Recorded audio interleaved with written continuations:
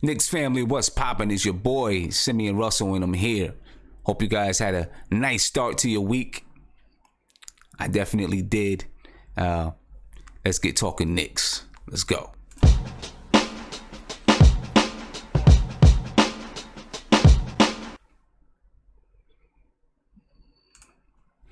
What's poppin', folks? Very glad to see a full chat. That's always welcoming when I get on the show. So I'm glad you guys are here. Hope you guys had a great start to your week. I know I've had a great start to my week. Looking forward to having a good week, as long as this Hurricane Florence doesn't come and wipe me out. You know what I mean? So there's something that I'm watching for. And so before I even begin the show, Thursday night could be up in the air depending on what goes on with the hurricane. I'm not in direct line of the I'm not in the direct path of the hurricane, but of course, it's coming up the southeast coast. It's going to be hitting North Carolina, Virginia, and I'm kind of inland, but I'm about 2 hours away, 2.5 hours away from the coast, so it could definitely reach me. Some things would definitely be. I'm not as worried about flash flooding from like the ocean or anything like that, because I'm not that close to the ocean. But we do have lakes and ponds and rivers and things like that, so I would be concerned about flash flooding from that.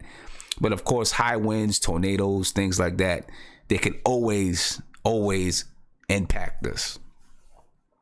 So hopefully things go well and I'll be on Thursday night. If I'm not on Thursday night, then it doesn't mean anything happened to me.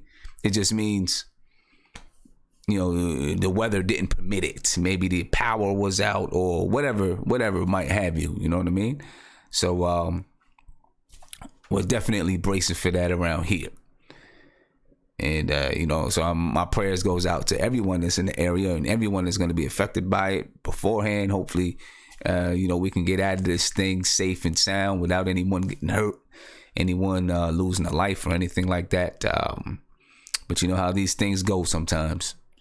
You know how things go. All right, but we're here nonetheless.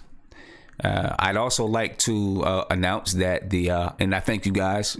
Tell me to be safe. I appreciate it. We plan to, hope to. We went out shopping today, got some food and stocked up to make sure that we're good just in case anything happens. Checking on family members to make sure that everyone is good. I do want to announce that the tickets for the NBK opening night are no longer available.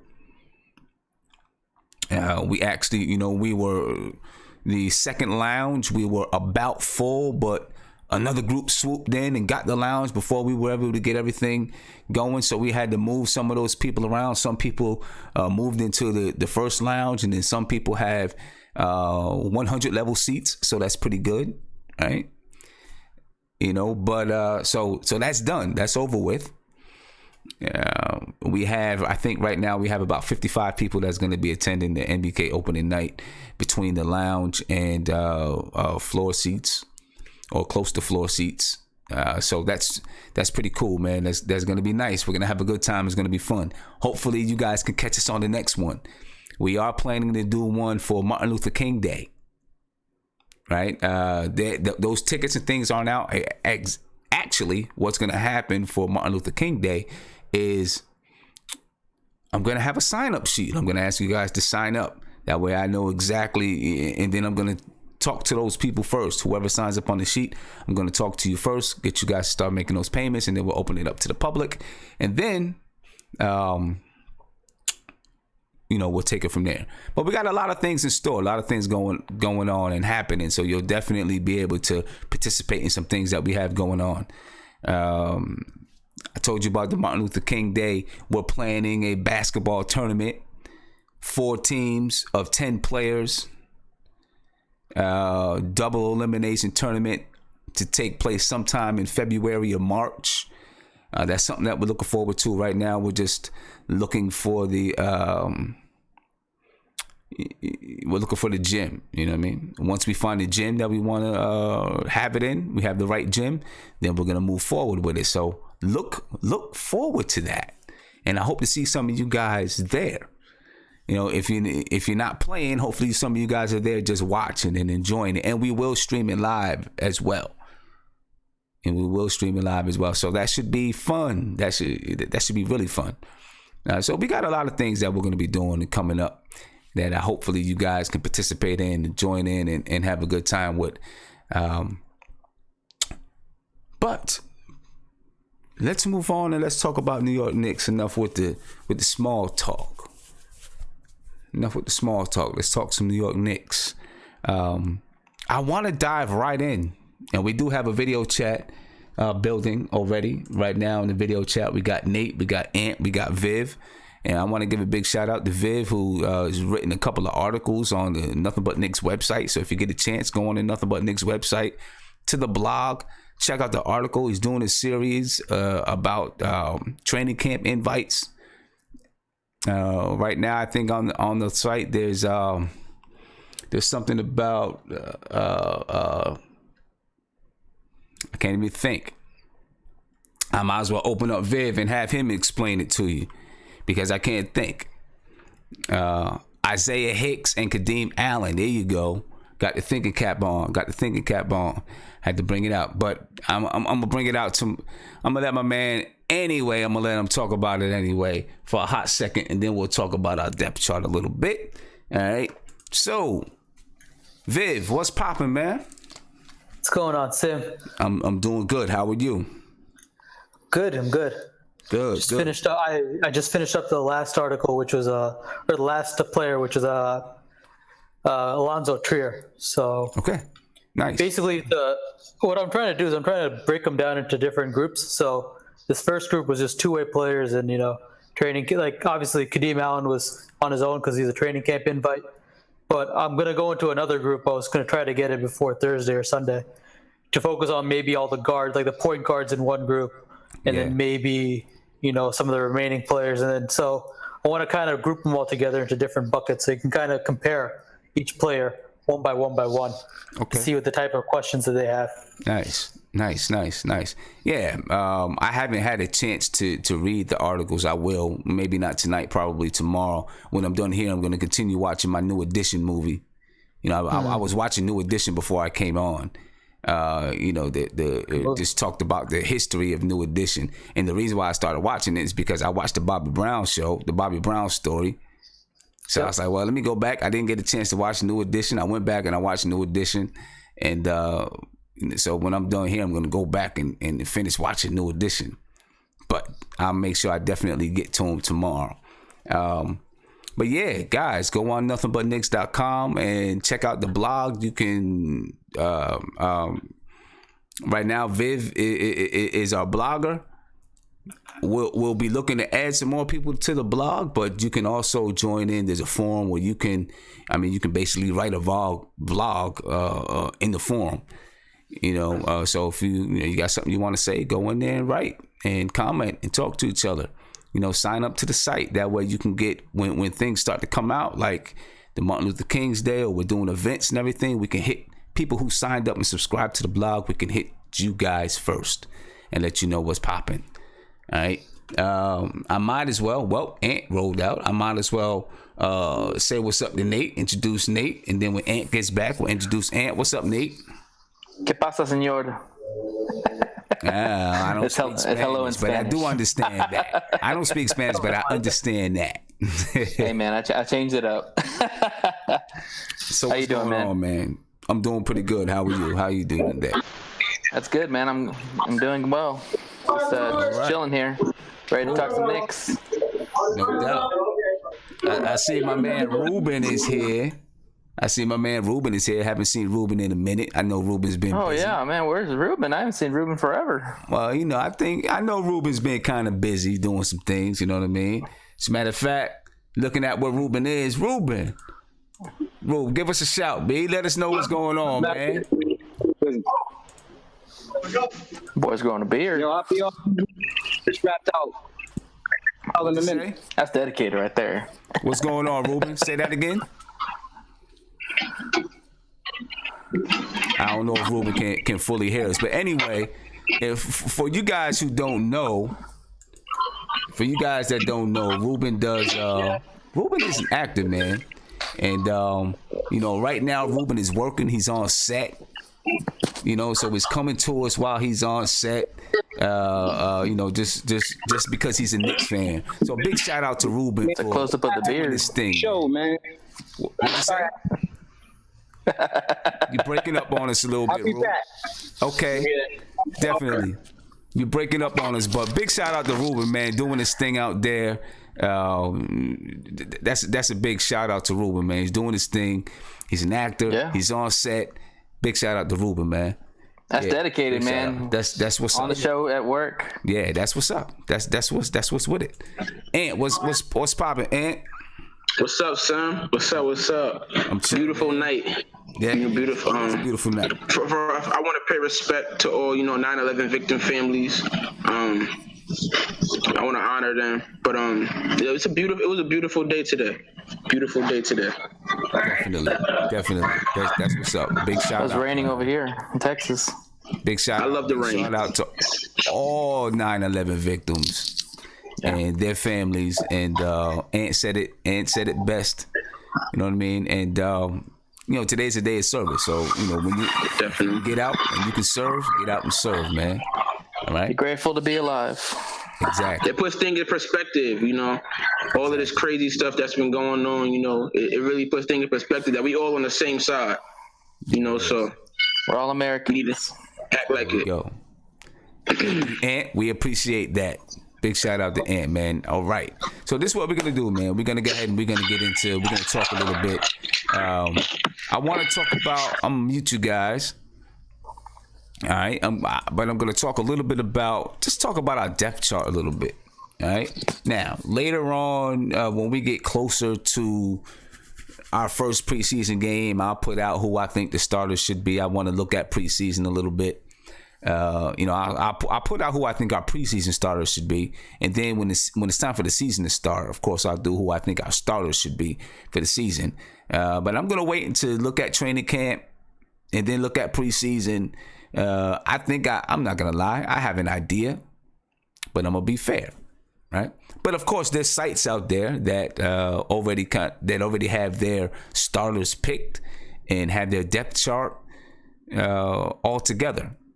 Some of them, I've seen some interesting things from what these so-called professionals or analysts and things say who's gonna be our starters and what our depth chart looks like.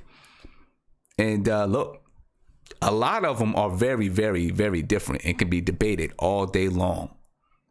Can be debated all day long. And I've seen some surprising things. Now, I'm going to start off with ESPN. I'm going to bring up ESPN. And, we'll look at their depth chart, talk about their depth chart for a little bit. And I don't know if you guys are going to be able to see it, but I'm going to bring it up anyway. Now, this is ESPN's depth chart. This is what ESPN believes the depth chart is going to be for the New York Knicks this season. Right? At point guard, you got Trey Burke, Emmanuel Mudiay, Ron Baker, Kadeem Allen. At shooting guard, you got Tim Hardaway Jr., Frank Ntilikina, Damyeon Dotson. At small forward, and of course, they still got Courtney Lee on the squad because he is. Courtney Lee, Kevin Knox, Lance Thomas. Power forward, Mario Hezonja, Noah Vonleh, Kristaps Porzingis, and obviously Kristaps Porzingis is last because he's injured. All right. At center, Enes Kanter, Mitchell Robinson, Luke Cornett, Joakim Noah.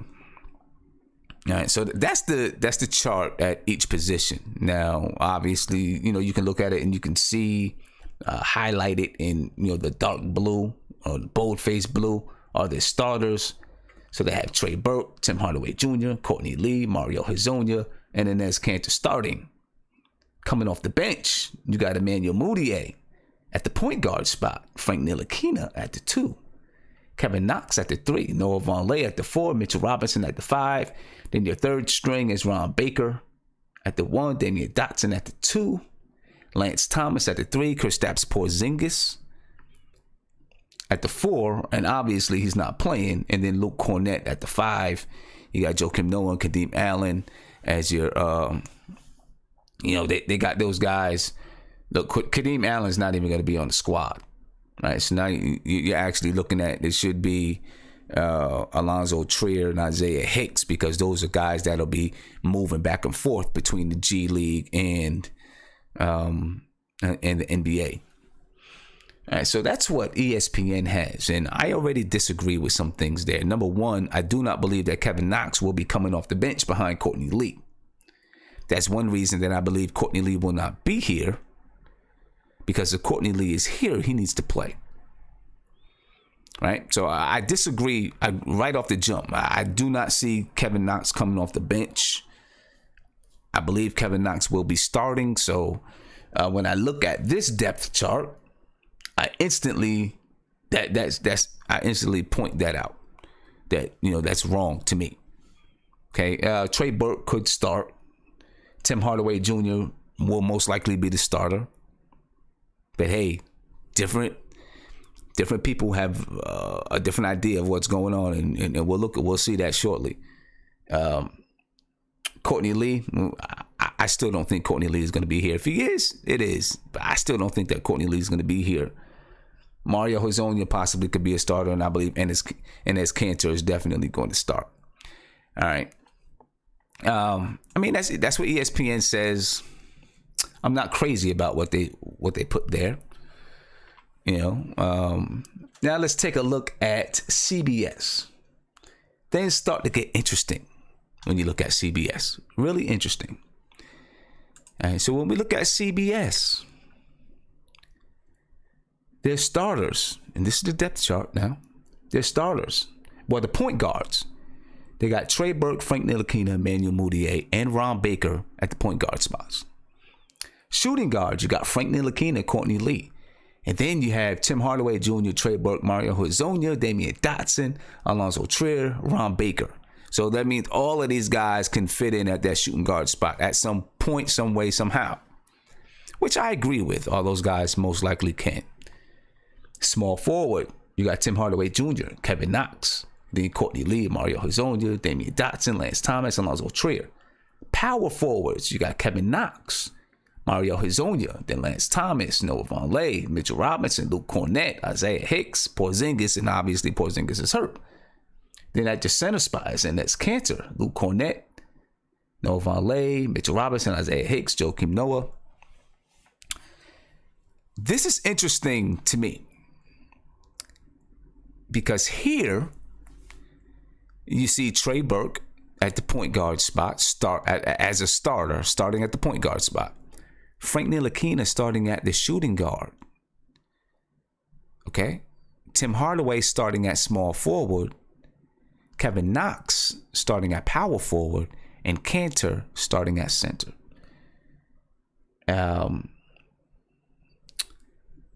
That's interesting to me. That could happen. Right? I think that could happen. I think we could probably see that. Because I like the pairing of Trey Burke and Frank Ntilikina. I've said that before. We did a video about it not too long ago. I do like Trey Burke and Frank Ntilikina on the floor together. I like what it brings. It, like I said, time and time again, it reminds me of Donovan Mitchell and Ricky Rubio. This could be if you have Trey Burke and Frank on the floor, it can be a preview of Kyrie Irving and Frank Ntilikina on the floor. And who knows, maybe it works out so well, you just keep that duo. And then Tim Hardaway at the 3, but see, I really don't like Tim Hardaway at the 3. That's my problem. I believe that Tim Hardaway is a natural shooting guard, so I'm not happy with Tim Hardaway at the 3 position. To me, he's a little bit, I'm going to say a little bit less than an average defender, Tim Hardaway. I think he's gotten better in that position. We'll talk about that a little bit later.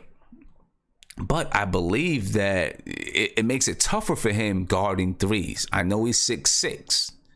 A lot of your threes is 6'7" and above. 6'7", 6'8", 6'9", sometimes 6'10", maybe. If you talk about someone like Kevin Knox or KD or someone like that, right? That means Tim Hardaway's got to guard those guys. That hurts him a little bit more. Because now he's guarding these guys that have length. And Tim Hardaway, he doesn't really have that much. He's 6'6". So in relative to NBA terms, he's not lanky like some of these threes are, that's why I don't like him at that 3 spot. I like him. I'd much rather have him guarding 2s. But I could see this happening. I could definitely see it happening. But this is an interesting lineup to me. Trey Burke, Frank Ntilikina, and Tim Hardaway Jr. at that 1, 2, and 3 spot, where Frank Ntilikina can switch and play defense on all 3 of these positions. The 1, the 2, or the 3. You can put Frank Ntilikina on whoever, which is very intriguing. That's that to me. That's the benefit of having Frank Ntilikina in that starting lineup. And, some people are going to give me grief and say, oh, you're always talking about Frank Ntilikina. But that's why. All right, that's why. And then let's see what else we have here. And I'm going to give the chat a chance to talk about that a little bit. And then we got maybe somebody that's off the wall a little bit. I don't exactly know who. This is from lineups.com. And they have their idea of who's going to be the starters and what the depth chart should look like. They got Trey Burke, Emmanuel Mudiay, and they still have Jared Jack on the squad. So that kind of throws them out already, right? That kind of takes them out the equation already, because they don't even have Mitchell Robinson up here. But the reason why I brought this up, because I do see something that's interesting. All right, and then you got Frank Ntilikina, Tim Hardaway, Ron Baker, Lance Thomas, Courtney Lee, Mario Hezonja at the small forward. Power forward, Porzingis, Kevin Knox, Noah Vonleh. And then at center, Enes Kanter, Joakim Noah, Luke Cornett. Like I said, they don't even have Mitchell Robinson. Obviously, Porzingis isn't playing. But what I see that is interesting is, again, you see Trey Burke and Frank Ntilikina, but then at the 3, instead of Tim Hardaway, you have Lance Thomas, and Tim Hardaway is coming off the bench. That's something that's interesting to me. I do not see Tim Hardaway coming off the bench. I don't think that David Fizdale is going to factor in salary, but the GM is going to factor in salary, maybe. And Tim Hardaway may start off with salary alone as being, one of the top 2 highest paid players on the team, and the fact that his salary says that he should be one of your key cogs. I don't know. Maybe it won't. Maybe it won't. Maybe they just say, I don't care. You know what I mean? You're not doing what you got to do. You're coming off the bench. I hope it's that way. That's the way that I hope it is. Sometimes in the NBA, it's just not that way. Right? It's just not that way sometimes. Sometimes it's just not that way. Politics come into play sometimes. Salary comes into play sometimes. But that's interesting to me that Tim Hardaway is coming off the bench in this particular depth chart from lineups.com. That's very interesting to me. I don't think it's going to happen, but I wouldn't be upset. You guys know how I feel about Tim Hardaway Jr. I wouldn't be upset if it happened.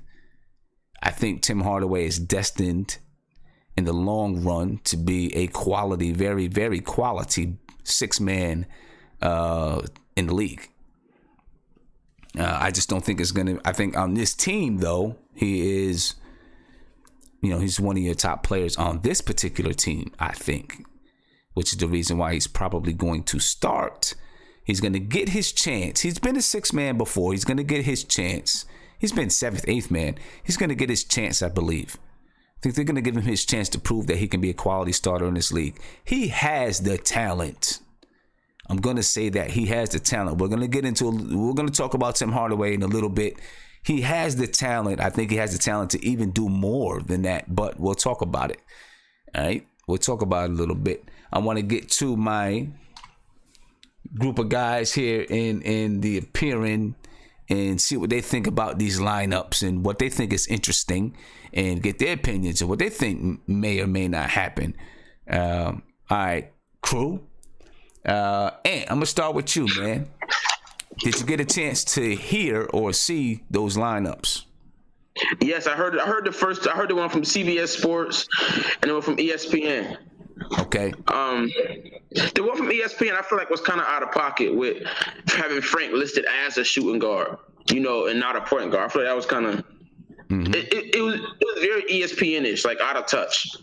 But okay. But I'm with you. Yeah, I like what CBS Sports did though, when they kind of made him like a combo guard. Like he's a point guard, but he can play the two as well. So I like that.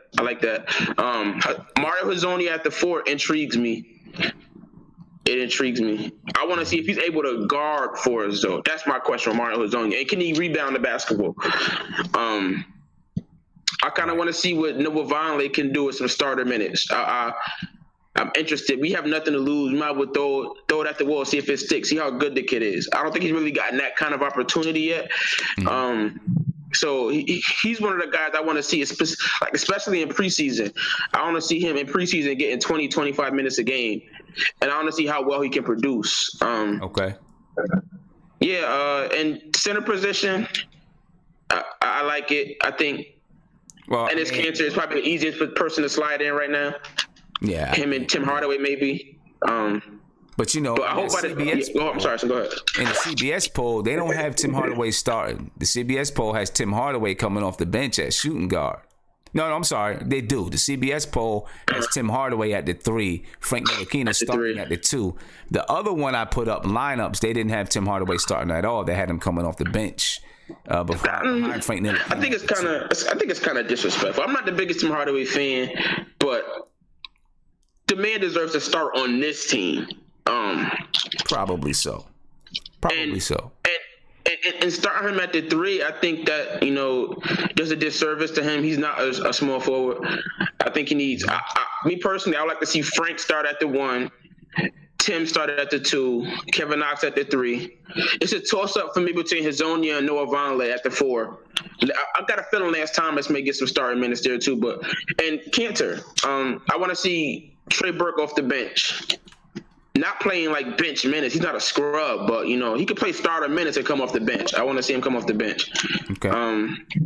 Yeah, but Tim Hardaway Jr. should start. I'm not the president of his fan club, but he deserves to start at the 2.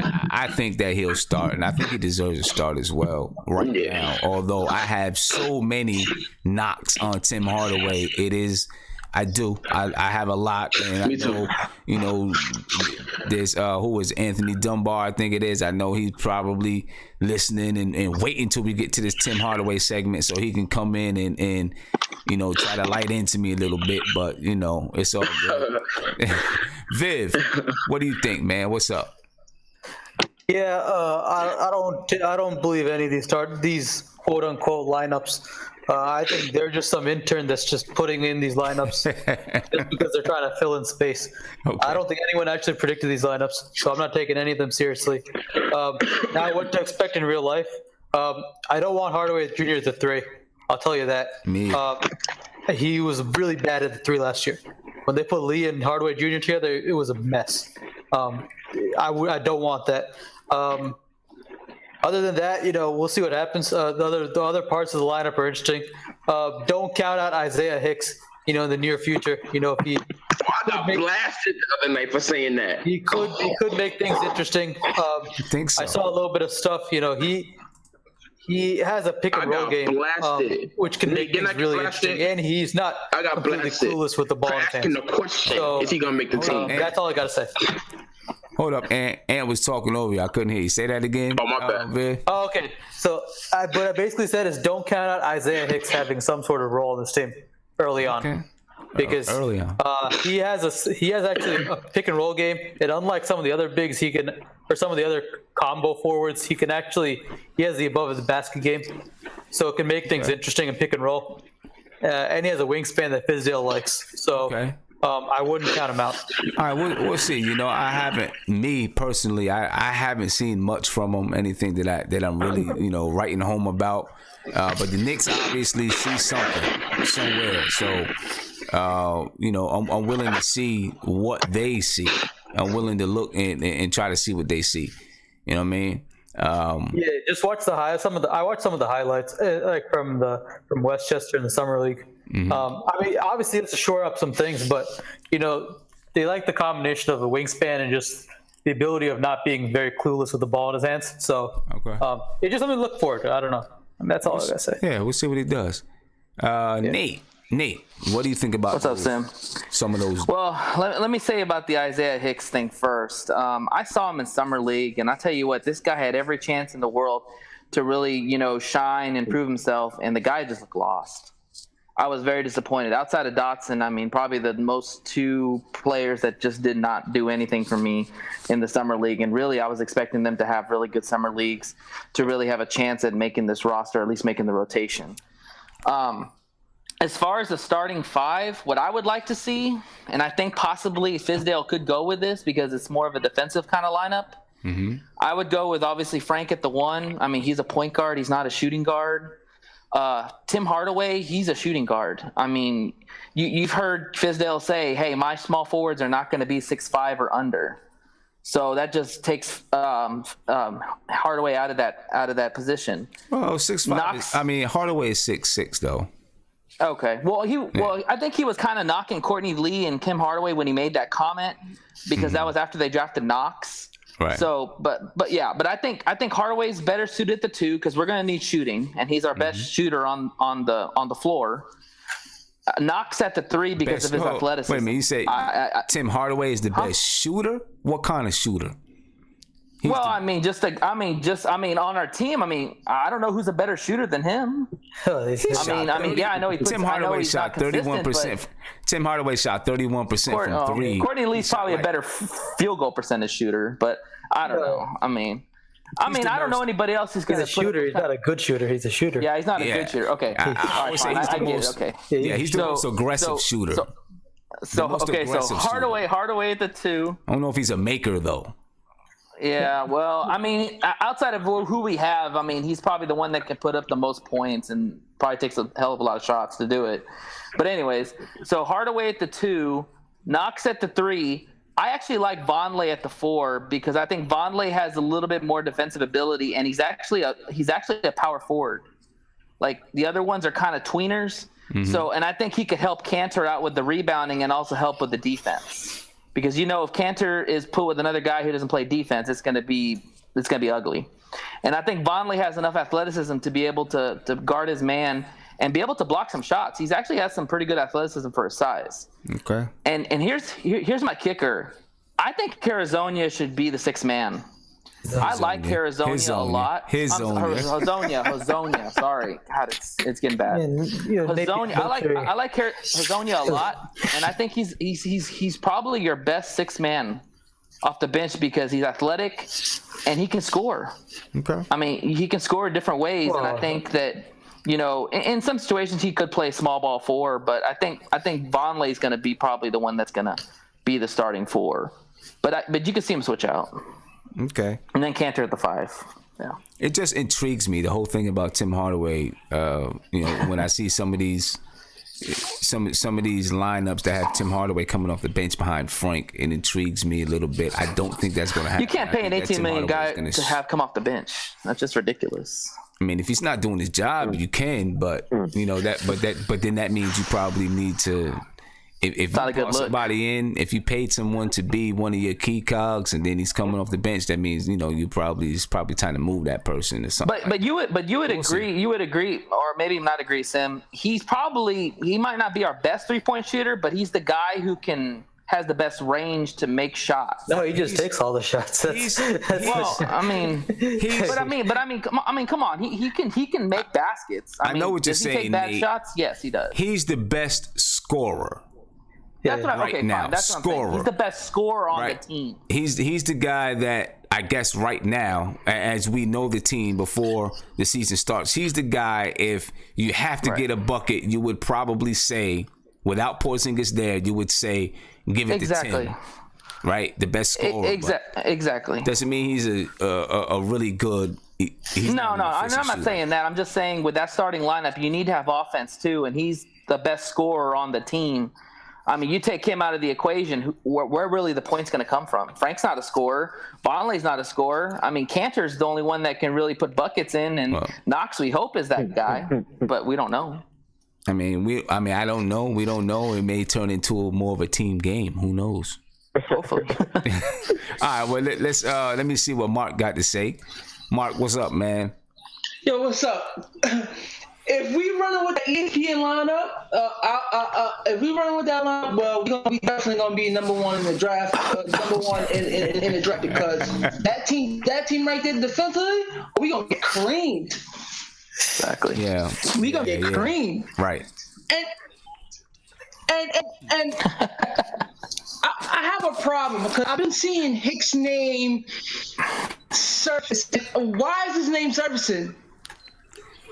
Hey, Viv said, "Don't put it out. It's not out the question that Hicks is gonna do something." Well, I don't want to say do something. The problem was he was like, he had to lose weight. Okay, let me ask you a question. Who's Hicks better than anybody on his team? Who are you playing in front? Who are you gonna play in front of Hicks? You mean who are you gonna play behind Hicks? Yeah, behind Hicks. But think about it this way: we're not going to be where's he getting minutes? That's what I want to know. every game when we're in a blowout.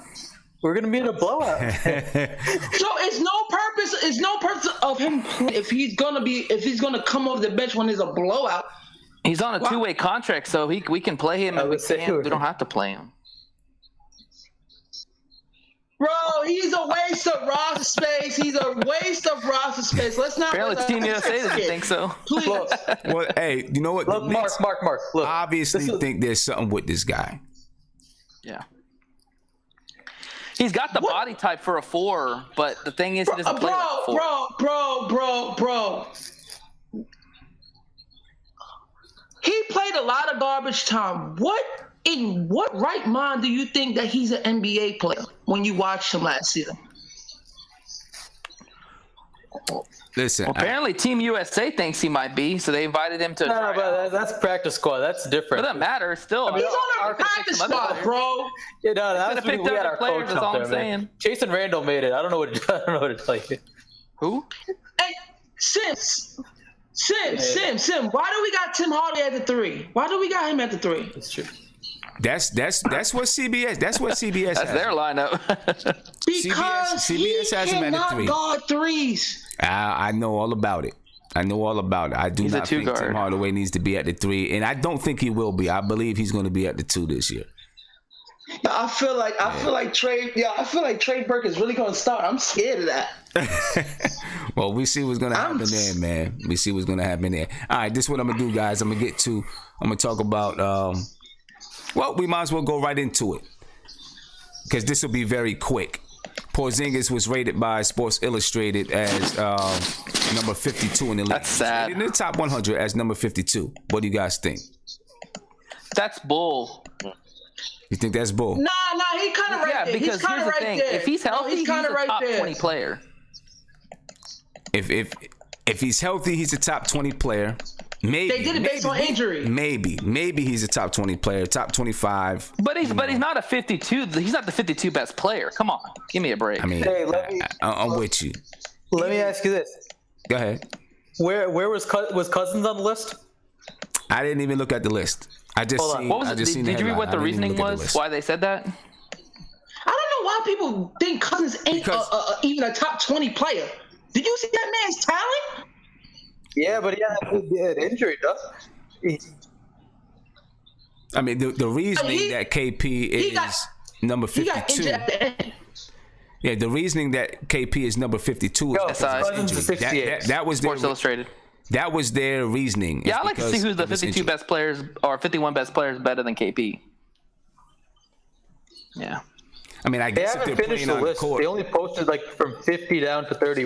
Like It's just casual. It's just casual Nick bashing again. They have no respect. I mean, just like they would put Melo probably at 100 or something like that. I mean, Sam, what was the reasoning?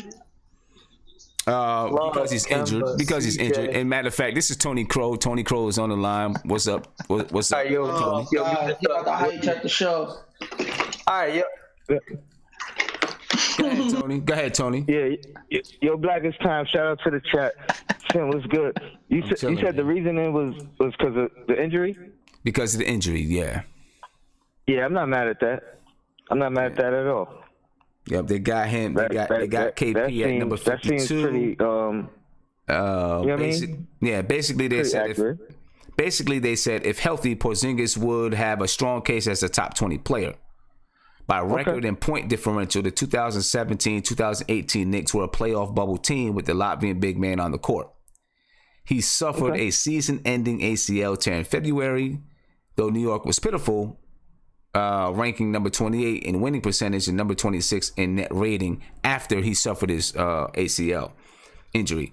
Porzingis was on track to solidifying his reputation as a franchise player, and his unfortunate injury was the difference for the Knicks between being competitive and non-competitive, relevant and irrelevant, watchable and unwatchable. So they got him rated at number 52 right now. Yeah, that seems spot on to me. Especially with them considering the injury. If they were just ranking them off, talent and potential, that's a different story. Yeah. Who that was Viv that asked about Cousins? Yeah. That's an interesting. I would like to know what they ranked Cousins as well. I think they ranked him at like 68. Wow. Ranked him around 68. But I mean, and that makes sense too because he has a more serious injury. Yeah. As far as recovery wise, so I mean, yeah, that makes sense. Because I think Cousins is easily top 10 healthy. Top 10? Easy. Like, he might even be top 5, but easy top 10. Okay. Like, I don't think there's a better center, I honestly, than Cousins. But I mean, maybe not. We'll see what happens. We'll see where they are when he comes back. But based on his history, he's obviously one of the top players in the league. What do you think about some of these lineups, man? Oh, good. I was just about to ask you, can I bring you back real quick? First off, I think it was Nate that was asking who's gonna score. I wouldn't want Timmy creating his own shot. Like I might want him to take the shot at the end of the game, but I don't want him to have the ball with 5 seconds left, 10 seconds left, and have to create that shot. I want somebody to get him the ball and him to get open. So if you look at it like that, I definitely would want either Frank or Burke to have the ball in their hands. Right. Frank, because I know if it's a play and it's a play for Timmy, he'll get it to him in the right spot. And then Burke, if you just want somebody to create, whether it be for himself or somebody else, and break the defense down, then Burke's that guy. Easily. Like there's nobody else that is going to break down the defense and either create a shot or create an open shot for someone else on our team. As far as the lineups, I like what CBS had. They had Timmy starting at the 3, right? CBS had Timmy starting at the 3, Frank Ntilikina at the 2, Trey Burke at the 1. Yeah, I actually kind of like that, and I wasn't a big fan of Timmy at the 3, and I felt like that was part of his detriment last year, playing out of position.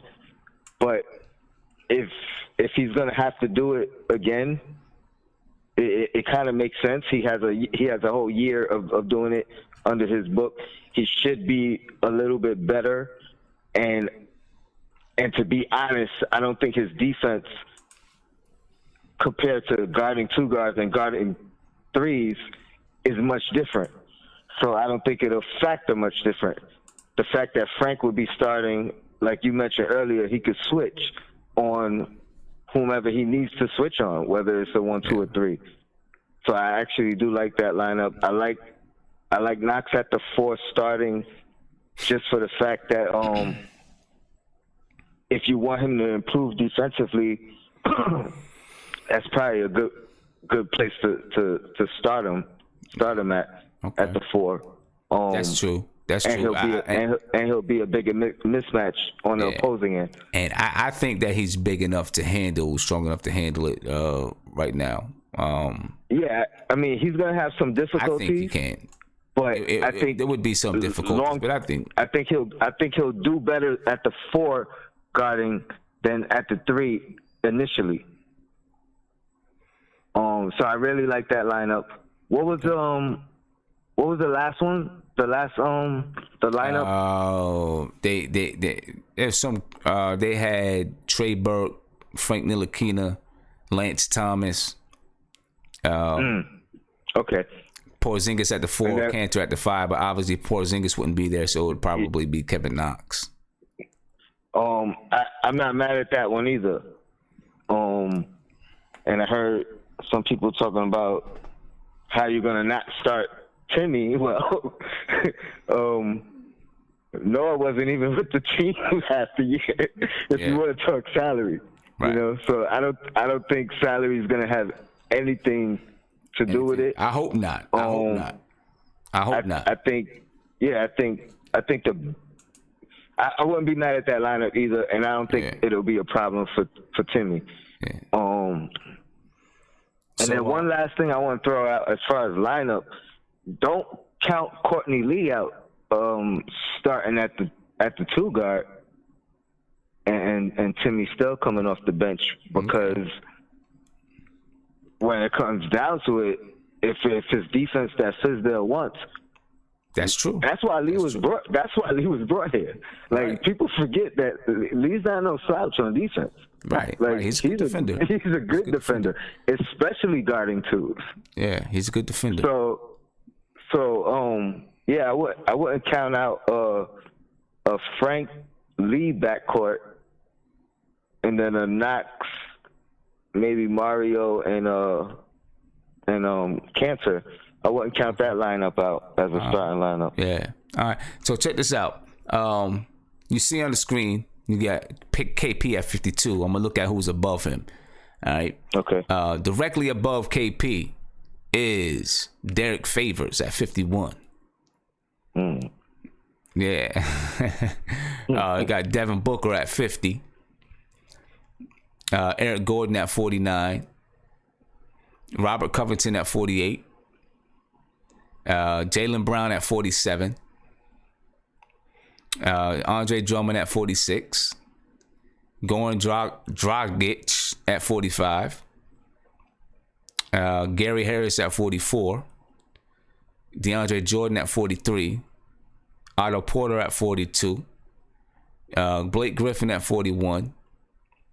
Marc Gasol at 40. You got Jason Tatum at 39. Steven Adams at 38. You got Paul Millsap at 37. Mike Conley at 36. Clint Capella at 35. Donovan Mitchell at 34. CJ McCullough at 33. Kemba Walker at 32. You got Kevin Love at 31. Okay, that so it goes up to 31 right now. That's where we're at. So those are the guys right now that's above Frank Ntilikina. The only person that was named that I would question is Favors, coming off the injury. Coming off the injury, okay. Because I think KP coming back, even if he's not KP, prior to the injury, I think he'll still be a little better than Favors. And Favors did have a good year, or a good second half of the year, but yeah. All right. KP will still be better than that. Yeah, well, hopefully when he comes back, he can solidify himself as a top 20 player in the league. Hey, absolutely. Tony, I'm gonna let you rock, man, because I'm gonna get on. No doubt. People trying to call in. All right. Shout out to the chat. Yo, Black, it's time. Simply doing your thing. No doubt. Peace. Yes, if you want to give a call, please call in 516-405-2246. So, the list is the list. It is what it is. we make a big whip about the list because we don't want our players to be disrespected. But, it's the list. Who cares? Really, who cares? I'm sure KP is looking at it and saying, when I get back, I'm going to show these dudes what's really popping. I'm going to show these guys what's up. But it is what it is. KP, get healthy, come back, show these boys, how you get down. All right. Next, I want to talk about season goals. And season goals sponsored by SeatGeek. Please check out SeatGeek. Use the promo code NBK and get your first $20. Get $20 off of your first purchase. Remember, SeatGeek. Use the promo code NBK and get $20 off of your first purchase. All right, so we're going to talk about season goals. We're going to start off with, we got 3 people we're going to talk about today. We're going to talk about Frank Ntilikina. We're going to talk about Damyeon Dotson. We're going to talk about Tim Hardaway when it comes to season goals. All right, so first person we're going to talk about, Damyeon Dotson. And I know some people are going to say, why are we talking about Damyeon Dotson? Well, we're talking about Damyeon Dotson because Damyeon Dotson is part of the team, right? So, we're going to talk about what I see should be some goals for Damyeon Dotson this year. As I mentioned in the last show, I believe that every player should have some individual goals, and you work with them. You work it so that it's part of the team. Right? Individual goals that fit in with the team concept. But if you want players to develop and get better, they've got to have something to reach for. Right? So Damyeon Dotson, what do I want to see from Damyeon Dotson this season? What do I want to see Damyeon Dotson reach for this season? All right, we're going to talk about this, and then I'm going to open up the chat, and we'll find out what the chat thinks about it. We'll take calls and see what people will see what you guys think about it. All right. Number 1, I need to see Damyeon Dotson work himself into getting consistent minutes. Now, some of you guys may say, well, consistent minutes, that's on the coach. I disagree. Consistent minutes to me is on the player. Right? Last season, when Tim Hardaway went out, Damyeon Dotson had a chance to cement himself as a rotation player. And when he got in that first game, he froze up. Maybe he was a little bit nervous. You can't, listen, I'd be nervous. I'm not going to lie. That's your chance to get in and do something big. And, it doesn't happen for you. I would have liked to have seen Jeff Hornacek give him a better chance. Jeff Hornacek, once he froze up, he kind of said, forget about it, and just threw him to the wayside, kind of. We never gave him a chance to actually get comfortable in that starting position. I think he should have let him start a few more games, see if he ever got comfortable in that position. But he didn't. So now I want to see Damyeon Dotson starting from training camp, work himself into getting consistent minutes. I think that's going to be key. He can play defense, and he's an athlete, right? Sometimes, and he plays hard. I'll give him that. Sometimes I don't know what it is. I can't pinpoint it right now. But I know a lot of people are down on Dotson and want him out. I'm an optimistic person, so I always want to see somebody get a chance. If he can get a chance to do well, I want to see him do well. He's got Trier breathing down his neck, most likely, so he better come with it. So I want to see him starting from training camp, work himself into getting consistent minutes. All right. How do you do that? One way, I think he needs to be more aggressive on offense. That was one of the things that I think hurt Dotson when he got his shot last year. He just, I don't know. Maybe he came from playing in a system. He plays the right way. I will say that. He's going to take good shots. He's not going to force shots. You know, he's kind of the opposite of Tim Hardaway Jr. Tim Hardaway Jr. isn't that great of a defender, and he's going to force shots. Dotson is a very good defender, or good defender at least. Could be very good, I think. But he's not going to force shots. He's going to take shots that are available to him. He's going to take good shots. What I would like to see is him get a little bit more aggressive. I haven't seen him be a great shot creator, though. So you don't want him to be so aggressive that now he's trying to do things he can't do. He still has to play within his game. You know, but I like him to be just maybe a little bit more aggressive on offense, looking for a shot a little bit more, because I do think that he has the ability. It's the mindset sometimes. You know, if he gets consistent minutes, then he needs to contribute. He'll contribute defensively. He's an athlete, and if he can contribute some on scoring, he doesn't have to score 15 points a game. If he can give us 6-8 points a game, you know, and then knock down that 3-ball, you know, then he can establish himself as a 3-and-D. That's what I think he needs to look to do this year in the league. I think this is the season for him. This may not be his only chance. I think he might get other chances. But I'd like to see him look to establish himself as a 3-and-D player in the league. You know, and if he's a little bit more aggressive, obviously he plays defense, so he's got to continue to improve his defense. But if he can be a little bit more aggressive on offense, make sure his shooting efficiency is there, his 3-ball is there, and establish himself as a 3-and-D shooting guard in the league, a shooting guard / small forward. Establish himself as that, and he can always find himself a job if he can do that. You know, those are my goals for Damyeon Dotson. That's what I would like to see from him this year. I'm going to talk to the chat. I want to see what the chat's thinking about. See what you guys think about these goals. But you know what? I got a call coming in. I'm going to answer this call, and then I'm going to get to the chat. All right? Caller, you're on live with Nothing But Knicks. What's popping? What's up, son? This Quiet Money, bro. What's good with you, man? I'm good, bro. I'm always in the chat. I'm always watching the show.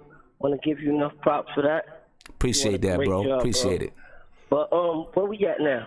So right now we're talking about we are on the SeatGeek season goals, right? And we are looking at Damyeon Dotson. I just named off 3 season goals that I like, 3 things that I would like to see Damyeon Dotson work towards.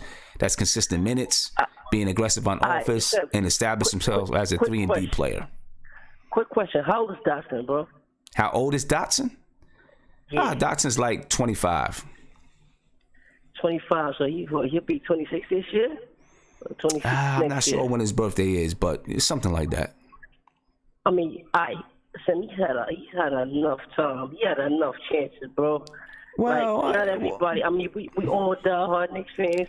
We want all our players to do good, but some players are just not that good. But see, I disagree with that. I disagree that he just came into the league last year, so he obviously, he stayed in college for 4 years. That's one of the reasons that he's so old getting into the league. When you look at some players like Danny Green, right? Danny Green took a little while. He was back and forth between the G League. He was cut from the San Antonio Spurs, back and forth, and then finally, he something clicked for him, right? I mean, Danny Green can shoot. But very well. Right. He always can shoot good. But he wasn't that way. When Dotson can shoot, maybe he needs to build some of his confidence. But Danny Green wasn't always the player that he is now. It took some time. Some players it takes time. That's a fact. But I don't know. I said from what I've seen of Damyeon Dotson, I just don't think he has that in him. It's a talent factor to that too. You gotta have enough talent. But if you think you want to wait for Damyeon Dotson, go ahead. But my thing I wanted to touch on was the whole Trey Burke, Frank Ntilikina thing. Right. I like Frank's defense. I love it. I think Frank has good defense. It's not great, but he has very good defense. Okay. But he's not a lockdown defender. I disagree. I disagree with you. What? I disagree. I think Frank is a lockdown defender. Never locked nobody down, Sam. He hasn't. He plays good defense. but he I doesn't think lock man. Frank. Now, I think Frank is a lockdown dude, man. I would prefer Frank and Burke to start. Okay. Because Frank's like 6'7" now. He can play two guard. He can play shooting guard. And if you play alongside Burke, when he gets a little bit stronger, that can score, that can get a shot off, that can create for others, then I think Frank could, he pick his spots. But if Frank is the point guard and he has to create for others, I think he may have a problem with that because of his handle. His handle is okay now, but at a point guard, it should be good to great. Okay. Okay is you want to be a starting point guard in the NBA. What happens when they start full-court pressing? Let me ask you this. What is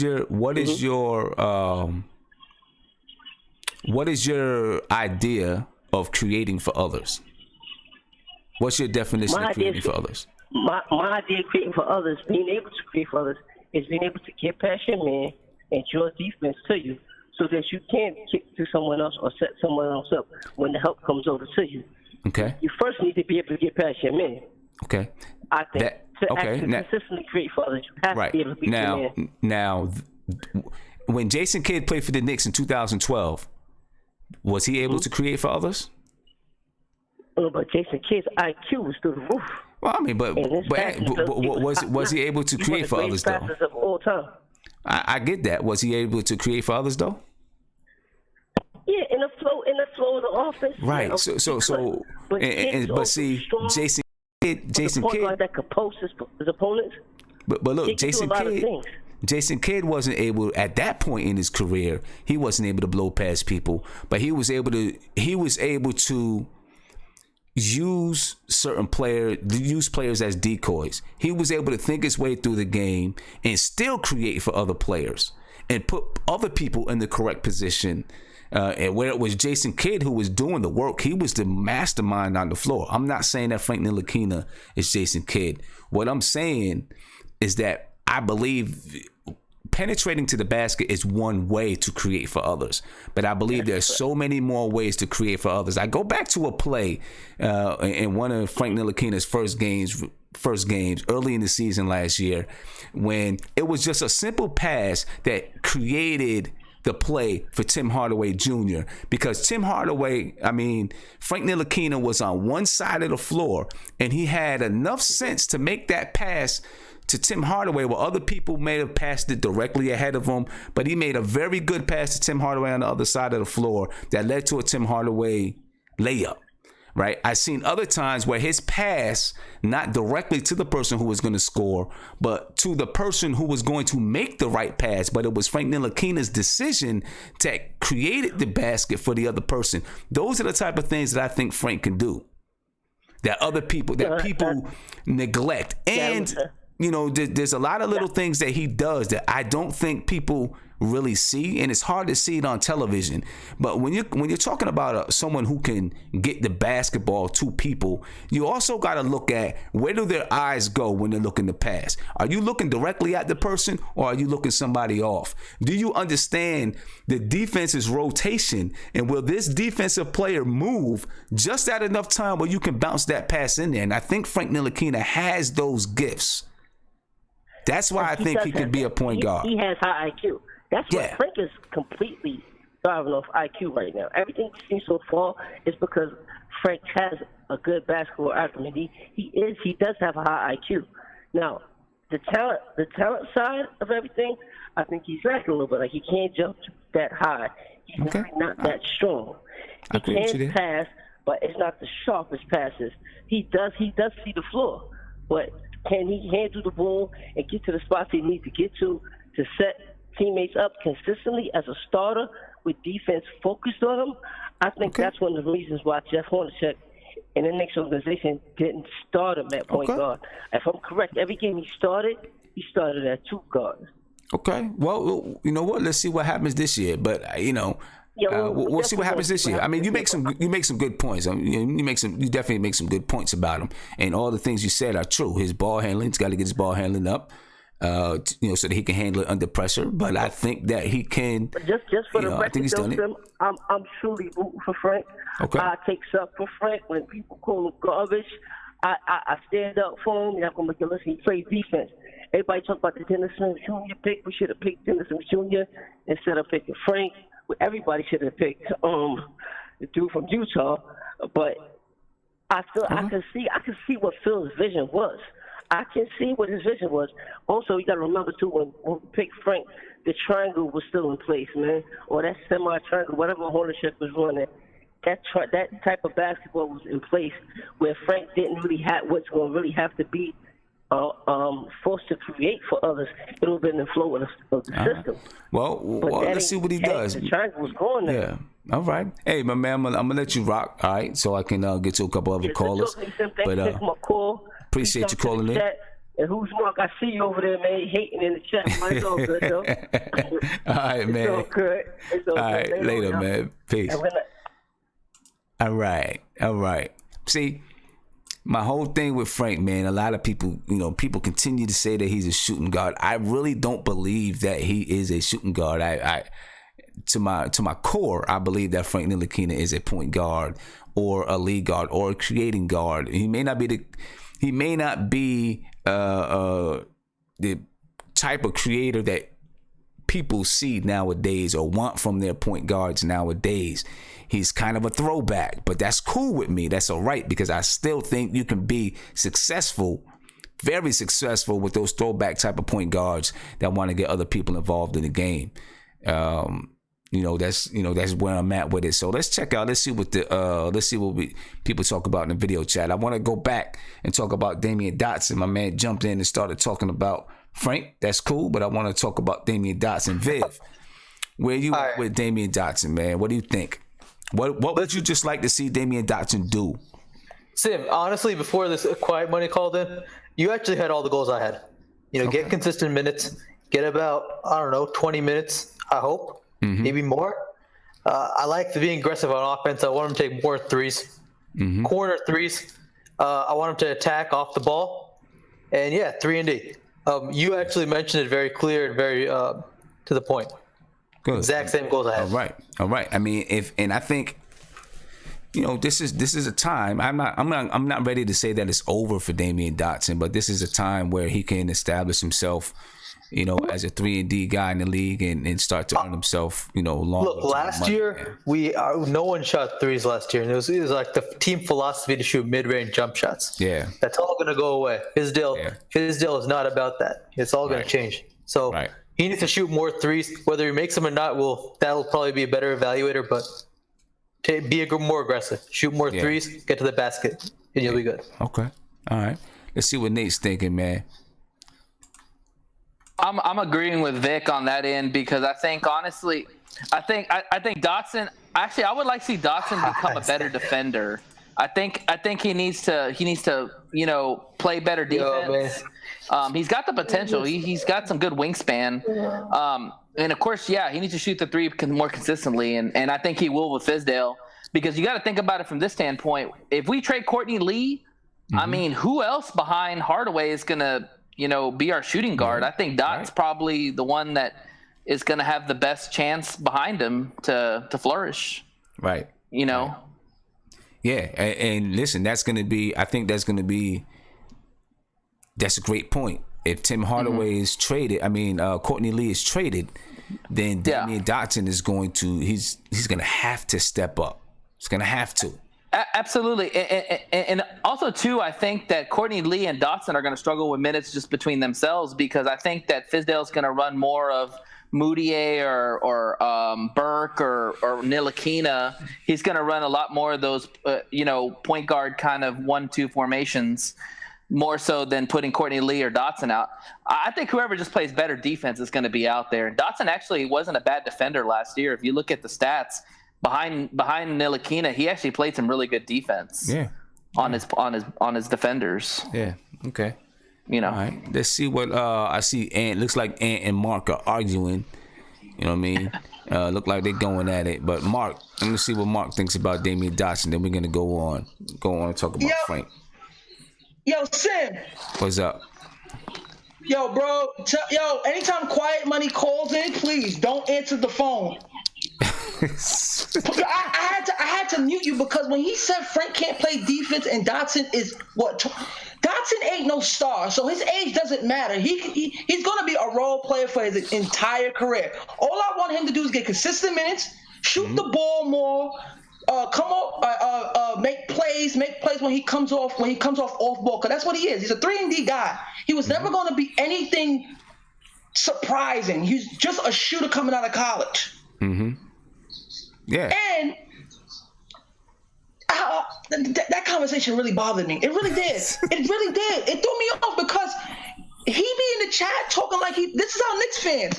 This is our Knicks fans, and it really bothers me that when I say stuff, I feel like I know what I'm talking about, but I guess it's my delivery. Most people can't handle it. But some of these callers, bro, personally, I would have a button where when they say something so dumb, like how Frank don't play any defense, I'd have to kick him out. I would have to kick him out. I'm sorry. That one got me hot. That one got me hot because they be coming at me in the chat, and I'm like, at least I'll be saying things. I'm a Knicks fan, but bro, we have to be realistic. I love my guys, but we have to be realistic. But this guy, he sound like he like the 04 Knicks. He sounded like he like a lineup of Marbury, Crawford, Steve Francis, Jeffries, and Jerome James. All right. Hey, Quiet Money, you hear that, right? You know he's in the chat. And you know what? I want more people in this chat to call in because I really want to hear them because that's when I can respect people in the chat. Call in, and I want to hear y'all thoughts and hear whatever Sim is talking about. I want to hear from y'all because that call was really disturbing, and we was in this chat just clowning Quiet Money because trust me, he better not call in again. Wow. Okay. All right. Jeez. Quiet Money, who's Mark coming at you, calling you on live with nothing but Knicks. What's popping, man? Hello. How you doing, sir? What's going on with you? Who am I speaking with? This is Jeremy Nussbaum from Yonkers. Hey, Jeremy, what's up, man? How are you? I'm doing well. Good. So your thoughts on Damyeon Dotson, man? What's your thoughts? Oh man, honestly, I think Dotson should be in the G League. But I mean, if he's actually achieving the goals that you set for him, honestly, I think it would mean the Knicks would be in tank mode, which I know you don't approve of, and I definitely don't approve of. But if he's getting those type of minutes, I think that's what would be happening. You think so? So you don't think if Courtney Lee is traded or removed or waived or whatever it is, bought out, you don't think he steps in and gets those minutes? Honestly, I think if the Knicks are really intending to make the playoffs, then I think to get these free agents, I think they're going to have to do at least replicate what the Lakers did with winning about 35 games, which is not playoff bound, but it would definitely impress the free agents that the Knicks are really seeking to sign. So I think if they do trade Courtney Lee, it's going to be for an upgrade. Looking for like expiring contracts that could upgrade. Okay. I think if the Knicks can manage to get somewhere around 35 wins, that's great for them because it puts them at least possibly in some meaningful games coming down the stretch. And I think that's you want that. You want to be in those kind of meaningful games, in my opinion. I could actually see them being in a lot of meaningful games because right now, I don't know if you received what I sent you about like the Philadelphia 76ers, how everybody thought they were going to be awful last year and win under 30 games. I think the Knicks are in that position where they're basically totally underestimated right now. Even without KP, I feel they could win about 41, 42 games, which would be most likely an 8th seed. All right. Well, we'll see what happens with it, man. We'll see what happens with it. Definitely. Yeah, we'll see what happens with it. I appreciate the call, Jeremy, man. Definitely. Glad I got the call in. Yeah. Glad you got the call in too. I appreciate it, and I'll speak with you very soon. All right. Oh, most definitely. All right, later, man. Peace. Good night, then. Take care. Appreciate it. All right, let's. I see my man Isaiah. He's in the video chat. I'm gonna get to you, Isaiah. I promise you. I'm gonna get to you. I promise. I want to move on to Frank Ntilikina though. All right, let's move on to Frank. We're going to talk about Frank's goals for the season. I know there's going to be a lot of opinions about Frank's goals and about what he should be and what he should do. You know what I'm saying? But I'm going to get to mine. SeatGeek season goals.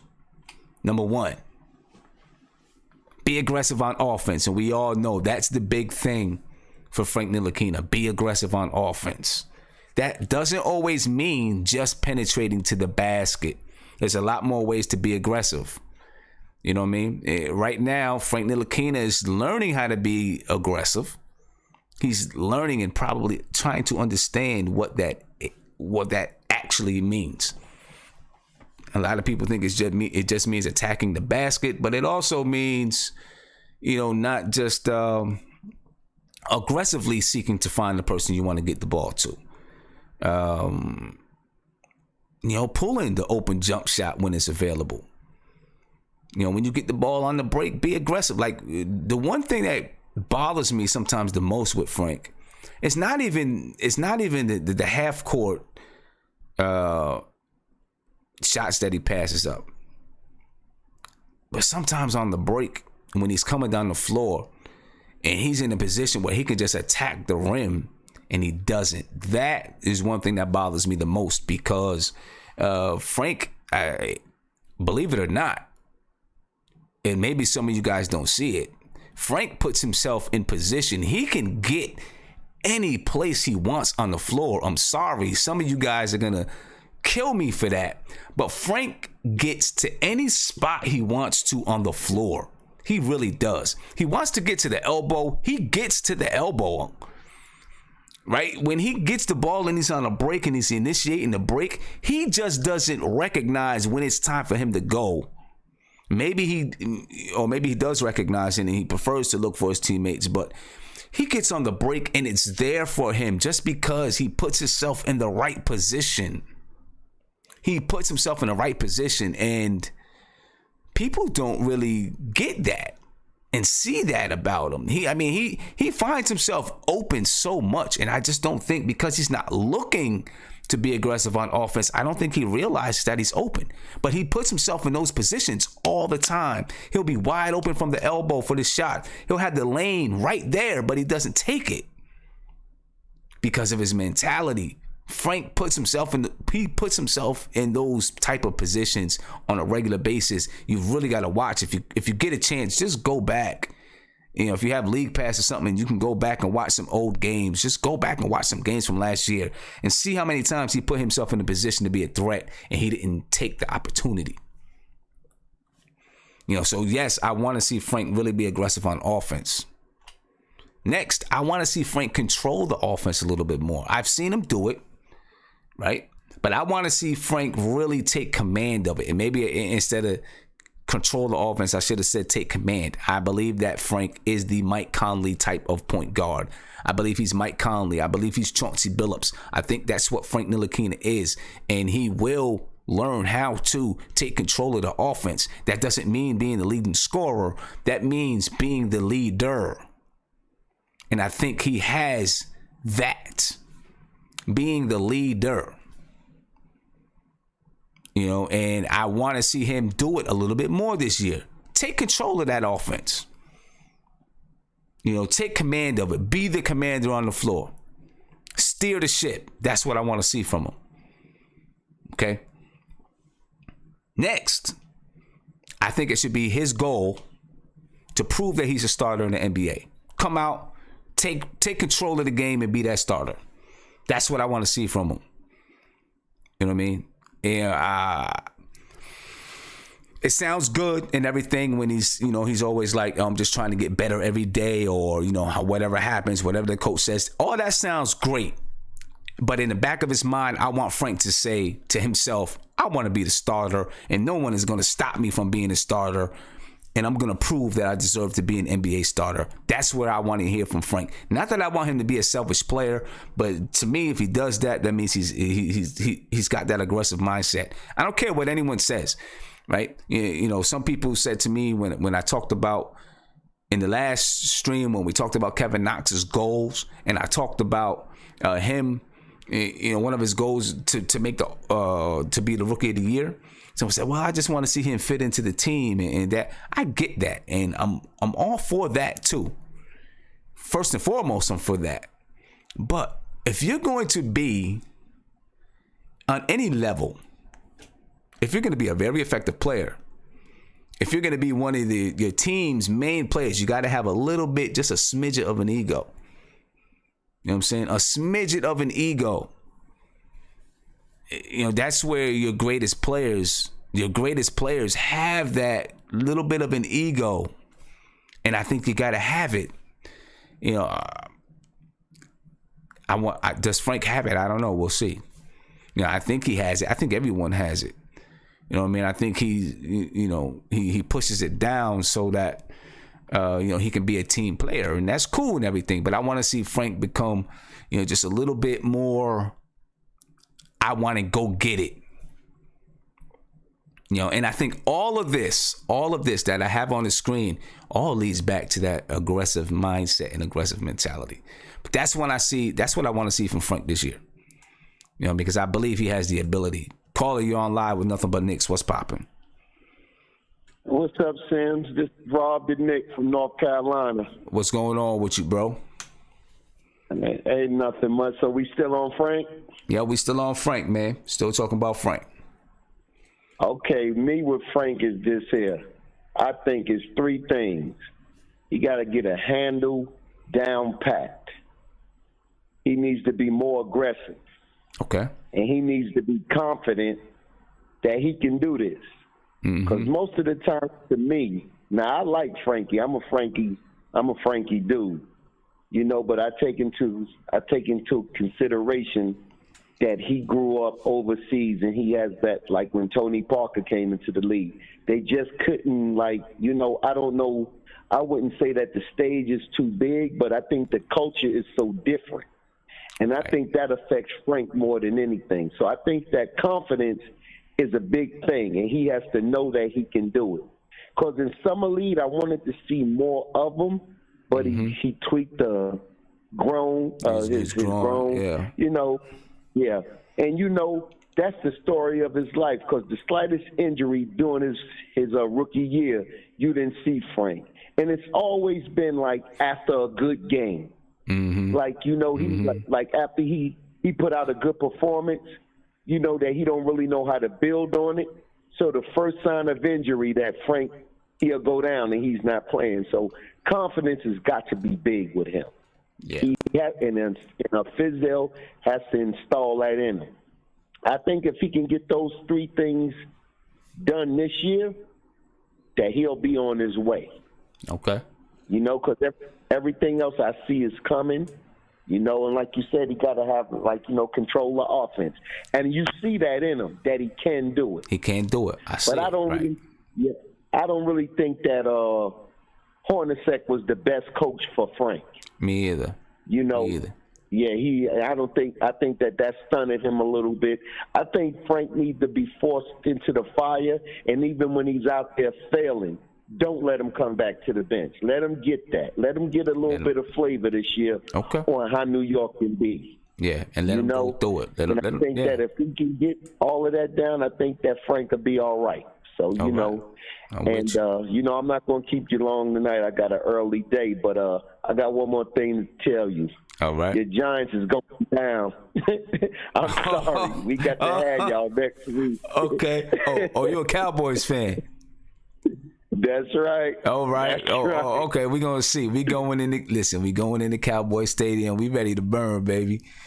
Look. Okay. Jacksonville was a Super Bowl contender. We was right there with them.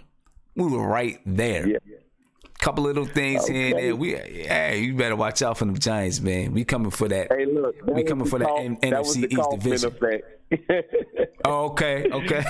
Okay, we'll see. That was a Coughlin effect. All right. All right. All right, man. Peace. And people coming at me about my Giants, man. We coming for the NFC East this year. That's what it is. We coming for the NFC East. Big shout out to Ralph Petito for the super chat. Said those are great goals, And just spot on. For sure, this man needs time to grow, and he will become a floor general. Yes, I agree with you, Ralph. I definitely think that he is floor general material, and I think that's what Frank. I think that's what Frank is, and I think that's what he's destined to become an elite. Caller, you're on live with nothing but Knicks. What's poppin'? Hello, you here? Yeah, hello. Sam, how you doing, man? This All is right, and how's everything? I'm good, man. How are you? Good. You're still on Frank, right? We're still on Frank. Yep, we about to jump. After you, I'm going into the video chat, but yeah, we're still on Frank. Yeah, I'm glad I got in because that's really who I want to talk about, man. The thing is, first of all, I just want to say I'm a huge Frank fan. Mm-hmm. And so when I hear people, criticizing Frank the way they do, I don't get like who's Mark about it, but it rankles me, man. I can see why who's Mark gets all crazy about that because I think it's absolutely crazy the way they criticize this dude. Yeah. As far as so let me just get into the 3 goals, and I want to make a couple other comments if time allows, right? Okay. So for me, the thing about it for me, I think 2 of the things Frank that I want to see as goals, Frank already does pretty well already.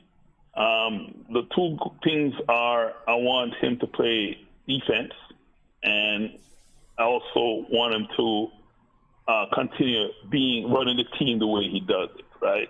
The third thing is his jumper. So let me just kind of explain why I picked the first 2, because it's obvious he does those things pretty well. My concern, right, is that the constant criticism about his lack of offensive ability will start to get Frank focusing so much on trying to prove he can, be a Dennis Smith type, for example, that he's going to forget what really got him to the NBA, which is his defense, right, and his ability to run an offense. I hear that. And so you know what I'm saying? So those are my 2 goals in terms of I want him to not give those things up. Those are the things that got him to the NBA. Those are the things that's going to make him a star, and he needs to focus on those things and say, forget about what people are saying about his lack of offensive ability. Okay. So those are my first 2 goals. And the third thing is a shot. To me, that's really all this talk about him being unable to get to, like, he doesn't drive enough and all that nonsense has to do more to me with the fact that he's not consistent enough with the jump shot right now. And so it means that people, if you watch the games, you kind of touched on it a little bit. You're saying he can get to where he wants on the floor, but teams don't. It's not that they don't respect him driving, because I think Frank has shown actually that he can get to the hole. You talked about it, and it's true. He's shown he can get where he wants to be. He's a little hesitant, but there's no question he's pretty good at when he does recognize that there's a path to the basket. He takes it. He's a decent enough finisher in my estimation. Mm-hmm. The problem is he doesn't shoot the ball consistently enough yet. Right. So people lay off him, right? They don't really deal Frank. They don't really focus on him too much when they're D'ing up because he's not hitting the outside shot enough. Right. And I think that's going to be big. I think if Frank gets to that point where he really hits he makes people pay for sagging off him, then you're going to see a whole different Frank in terms of, getting to that point where he's starting to score enough to satisfy people. Yeah. Those are my 3 things. Okay. And I think go ahead. I think that's going to take, one of him, making people pay for sagging off of him I think it takes him, he's got to learn to recognize it though. I think that's one of it. That's one of the things. He's got to learn to recognize it. And once he recognizes it consistently, then I think he'll be able to make people pay. Well, let me ask you this, right? Because that kind of makes some sense what you just said there, right? But do you think it's more a lack of recognition? Because to me, Frank is pretty intelligent, dude. So I think I slightly disagree in the sense that I think Frank recognizes it. I think it's more what you said, that he's trying to be such a team player because that's just the way they play in Europe. Yeah, and I think, you know what I mean? Yeah, I think it's. I think it's this. I think because he is such a team player, and when I say he doesn't recognize it, is he's not looking for it. So he'll be wide open, but his eyes, instead of being to the basket, he's looking for, okay, am I going to be able to get this pass off? So he doesn't recognize that he's open because he's paying attention to his teammates. You know. Gotcha. So you're right. So you're not saying it's a lack of IQ. He's saying it's more that he's actually the opposite. He's such a high IQ player in terms of looking for other people. That he's not seeing it. It's not that he doesn't understand it. It's just that he's looking for other people. Exactly. So I see your point. I thought you were saying somewhat like he just is not seeing it, you know. But you're saying it's not that he doesn't see it necessarily, but he's missing it because he's looking for people. Exactly. So I get that. Perfect. But don't you think though? I'm kind of agreeing with you now more. But don't you think though that one of the issues too is that his jump shot is not consistent enough yet. So even then, people don't really respect that jumper yet, and that causes part of the problem too. Yep, I think that could be it too. People just they don't respect his scoring ability yet. You know, and then that leads to him sometimes. When I said earlier, he gets to the spots that he wants to. Sometimes maybe they let him get there because they don't think he's going to shoot the ball. That's kind of what I'm. So that's kind of what I'm thinking. I'm thinking that's a part of his offense that he needs to kind of get to that point. I don't think he needs to be looking for a shot, as you say. He doesn't have to turn into, Steph Curry or a Dennis Smith type, but he needs to be able to, as you say, recognize and then be able to make people pay. And I just want to throw a couple more quick things in there, if I have time to do that. I'll let you get one more thing, because it's kind of rolling on. Yeah. Okay. All right. So what I wanted to say is the reason why I'm a big fan of Frank is really the defense that he plays. To me, from what I see from Frank, I know this is a bold statement. People may roast me for saying it, but I think Frank probably is the best perimeter defender in the NBA, even at this point in his career already. Okay. If he's not the best, he's certainly in the top. Let me just say, I'm thinking best really, but I'll say top 3 or top 5. Okay. That's how good this dude is, right? Okay. And to me, the reason why Frank is so important in this team is that in the NBA today, what people are trying to do, what teams are trying to do, is they're trying to match Golden State. They're trying to get all these great offensive players because Golden State is, obviously the best team in the NBA right now. So they're always trying to do that. To me, the way to beat Golden State is not to try to match them offensively. To me, it's to assemble a mirror image of them. To assemble a team that... Made a mistake there. My bad, but I didn't mean to cut you off there. Sometimes things happen accidentally. Sorry about that. I do hear what you were saying about the Knicks teams trying to assemble Golden State type of team. I get what you're saying. You know what I mean? But my apologies for that right there. But callers, call in 516-405-2246. Let me get to this video chat. I know Isaiah is trying to get in. You know what I'm saying? I don't know what he's doing right now. But Isaiah, man, what's popping, man? Hold on 1 second, Sam.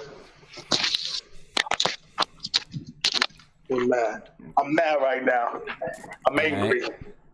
And let me just apologize. This guy. Let me apologize to that last caller too. I apologize that I accidentally hung up on you, bro. Apologize for that. I'm sorry. Now go ahead, Isaiah, man. Tim, I had to put my Stephen A on. I'm angry. I'm upset. I'm quite pissed off right now, Sim. This man coming in with props. Cause quiet money needs to stay off the weed. First of all, Sim, when he said he can't play defense, I almost lost my mind. Cause Sim, I am upset and angry. This man was first in pick. The audacity, the blasphemy. He was on Molly. Shut up, Molly. He was on the first pick and roll team. He was number one in pick and roll defense. What does this NBA run? They run pick and roll. And Frank Ntilikina at 18 years old was number one in pick and roll defense. What is Quiet Money talking about? I am Sim. I am tired of all these players, all these people that think they know basketball. Listen, Sim. Kevin, I'm going to go back. Kevin Knox said it after the game against the Lakers. They needed Kevin Knox. And I'm not going to lie. Nobody on this chat can ball. So they don't know more ball than Kevin Knox. They don't know more ball than anybody else. Yeah, Daddy? Sorry, Dad. Look at that. You got in trouble. I gotta mute you. Isaiah. You got... This man got in trouble, man. Are you serious? Calling you on live with Nothing But Knicks. What's popping? What's going on? Shout out to the chat. Sim, what's popping? What's going on, man? What's popping with you? Okay, I got all the smoke for Who's Mark. Keep coming at people calling in and all that. First of all, Who's Mark is a combination of Ray Charles and Tevin Campbell. What? Ray Charles, he's never looking when he talks. It's like his head be going all over the place. He see everything but the computer screen. Tevin Campbell, come on, that's self-explanatory. You should play some Tevin Campbell in the background every time he talks. Oh boy. Who's Mark is the last, like, he make me mad that I'm a Knicks fan. Talking about Kevin Knox got an average 25 and scored 20 a game. How stupid do he sound?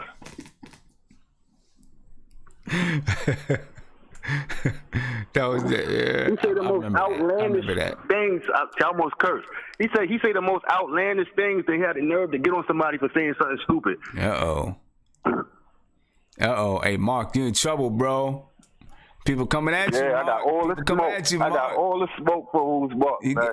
Yeah. All right, you know what? Young Tevin Campbell. All right, so you want to speak to Who's Mark? You want me? Oh, I can open him up where you can hear him and he can hear you. You want to speak to him? Hey, put him on. All right. Just keep it easy. I don't want to have to hang up on nobody. We keep it easy. All right. All right, Mark. What's up, Mark? Yo, bro. I know I'm getting all the smoke because people don't like the things I say, but it's people like this. It's people like this that makes me happy. It really is. Why do you think I say outlandish stuff compared to what other people say in calls, my guy? Man, you don't know if you coming or going. I have to talk.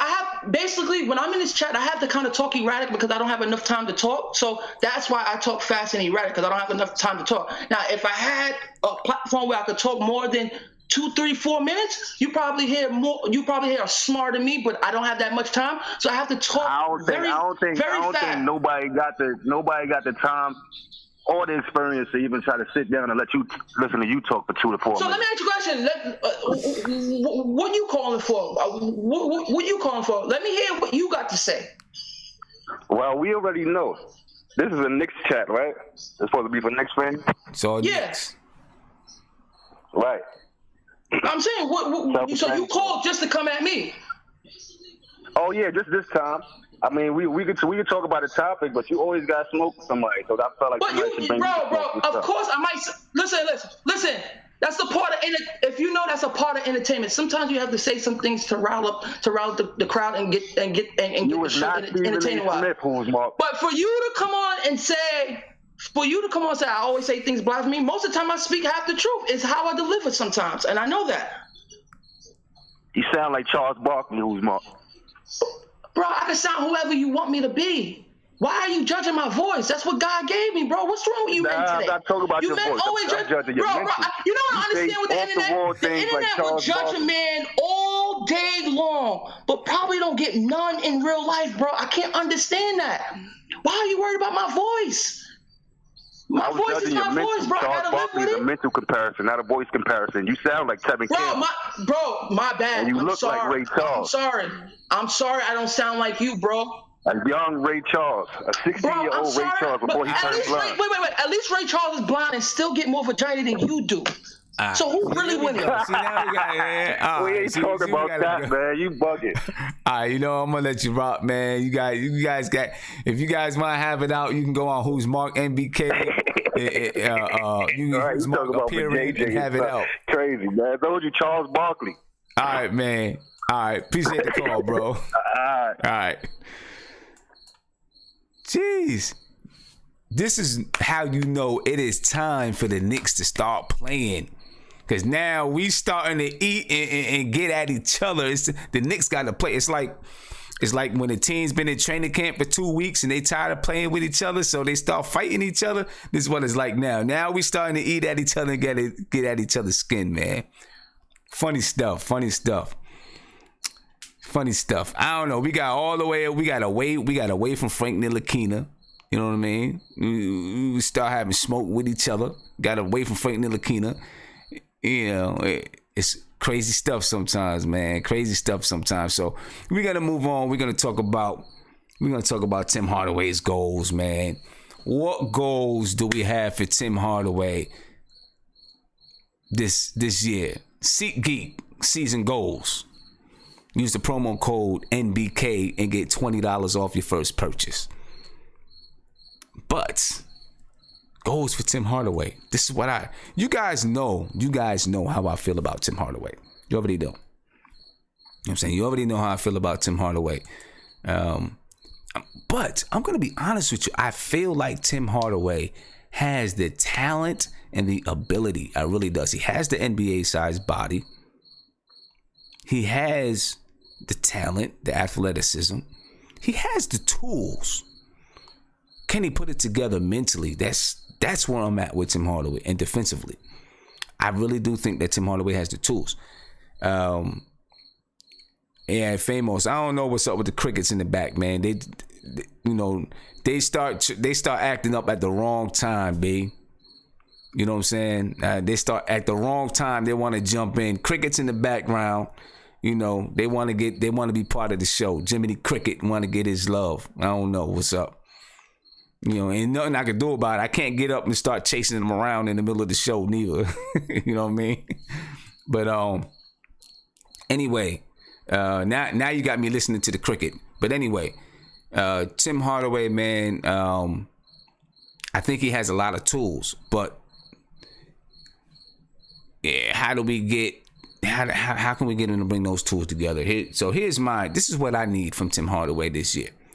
One, we're going to need Tim Hardaway to be a leader, right? So this is the first time that Tim Hardaway is actually in this role and in this capacity to be a leader. You know what I mean? To just be the guy that the team is depending on. And I think that, with Tim Hardaway, I think it's new. And I'm not sure, can he do it? I hope that he can. You know what I'm saying? But I'm not sure if he can do it. You know, so I want to see Tim Hardaway step up and be a leader. See if he can. That means no pouting. He's got to watch his body language. You know, besides Courtney Lee, Joakim Noah, and Lance Thomas, he's one of the most veteran guys on the team. You know, when you have a young team like this, and he's going to be one of the guys getting, all the playing time on the floor, he's going to have to step up and be a leader. You know, I don't know if he can. Hopefully he can. But that's one thing I want to see from Tim Hardaway. Another, of course, you all know, better shot selection. I need to see Tim Hardaway actually shoot the ball from the right spots. Hopefully David Fizdale can control this. You know what I'm saying? Or help him learn how to control himself on the floor to shoot the right shots. Because I believe if Tim Hardaway shoots the right shots, if he has a better shot selection, that Tim Hardaway, he'll shoot 46, 47% from the field. You know what I mean? That's what I believe. if Tim Hardaway can get his shot selection better. Now, is it because of basketball IQ? Is it because you got to have that kind of coach that can rein him in? I don't know. But that's one thing, with Tim Hardaway. I believe that Tim Hardaway, he needs someone to help him shoot better shots, better shot selection, improve his defense. He improved a little bit more, but I want to see him improve more. I think if Tim Hardaway wants to go to the next level of his career, he has to become an average to above average defender. I think if he can do that, he can go to the next step in his career. You know what I mean? And listen, from his experience, things that he's, going down to the G League and stuff, maybe he has the discipline to now get there. Defense also takes basketball IQ. I always question his basketball IQ. You know what I mean? But Tim Hardaway, I think, he's going to have to continue to improve his defense. If he can continue to improve his defense, if he can do these things, in my opinion, if Tim Hardaway can do these things, if he can be a leader this year, have a better shot selection, which is going to raise his field goal percentage.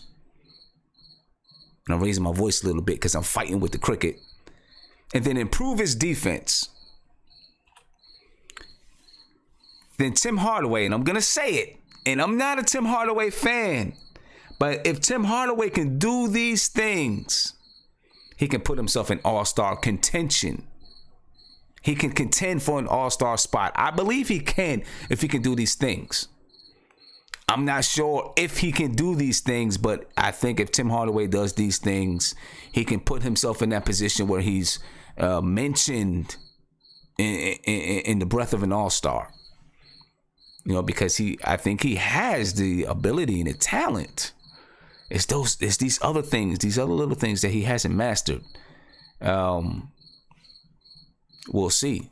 You know what I mean? We'll see. I don't know if he can or if he can't, or time will tell, and we'll see what David Fizdale can do with Tim Hardaway Jr.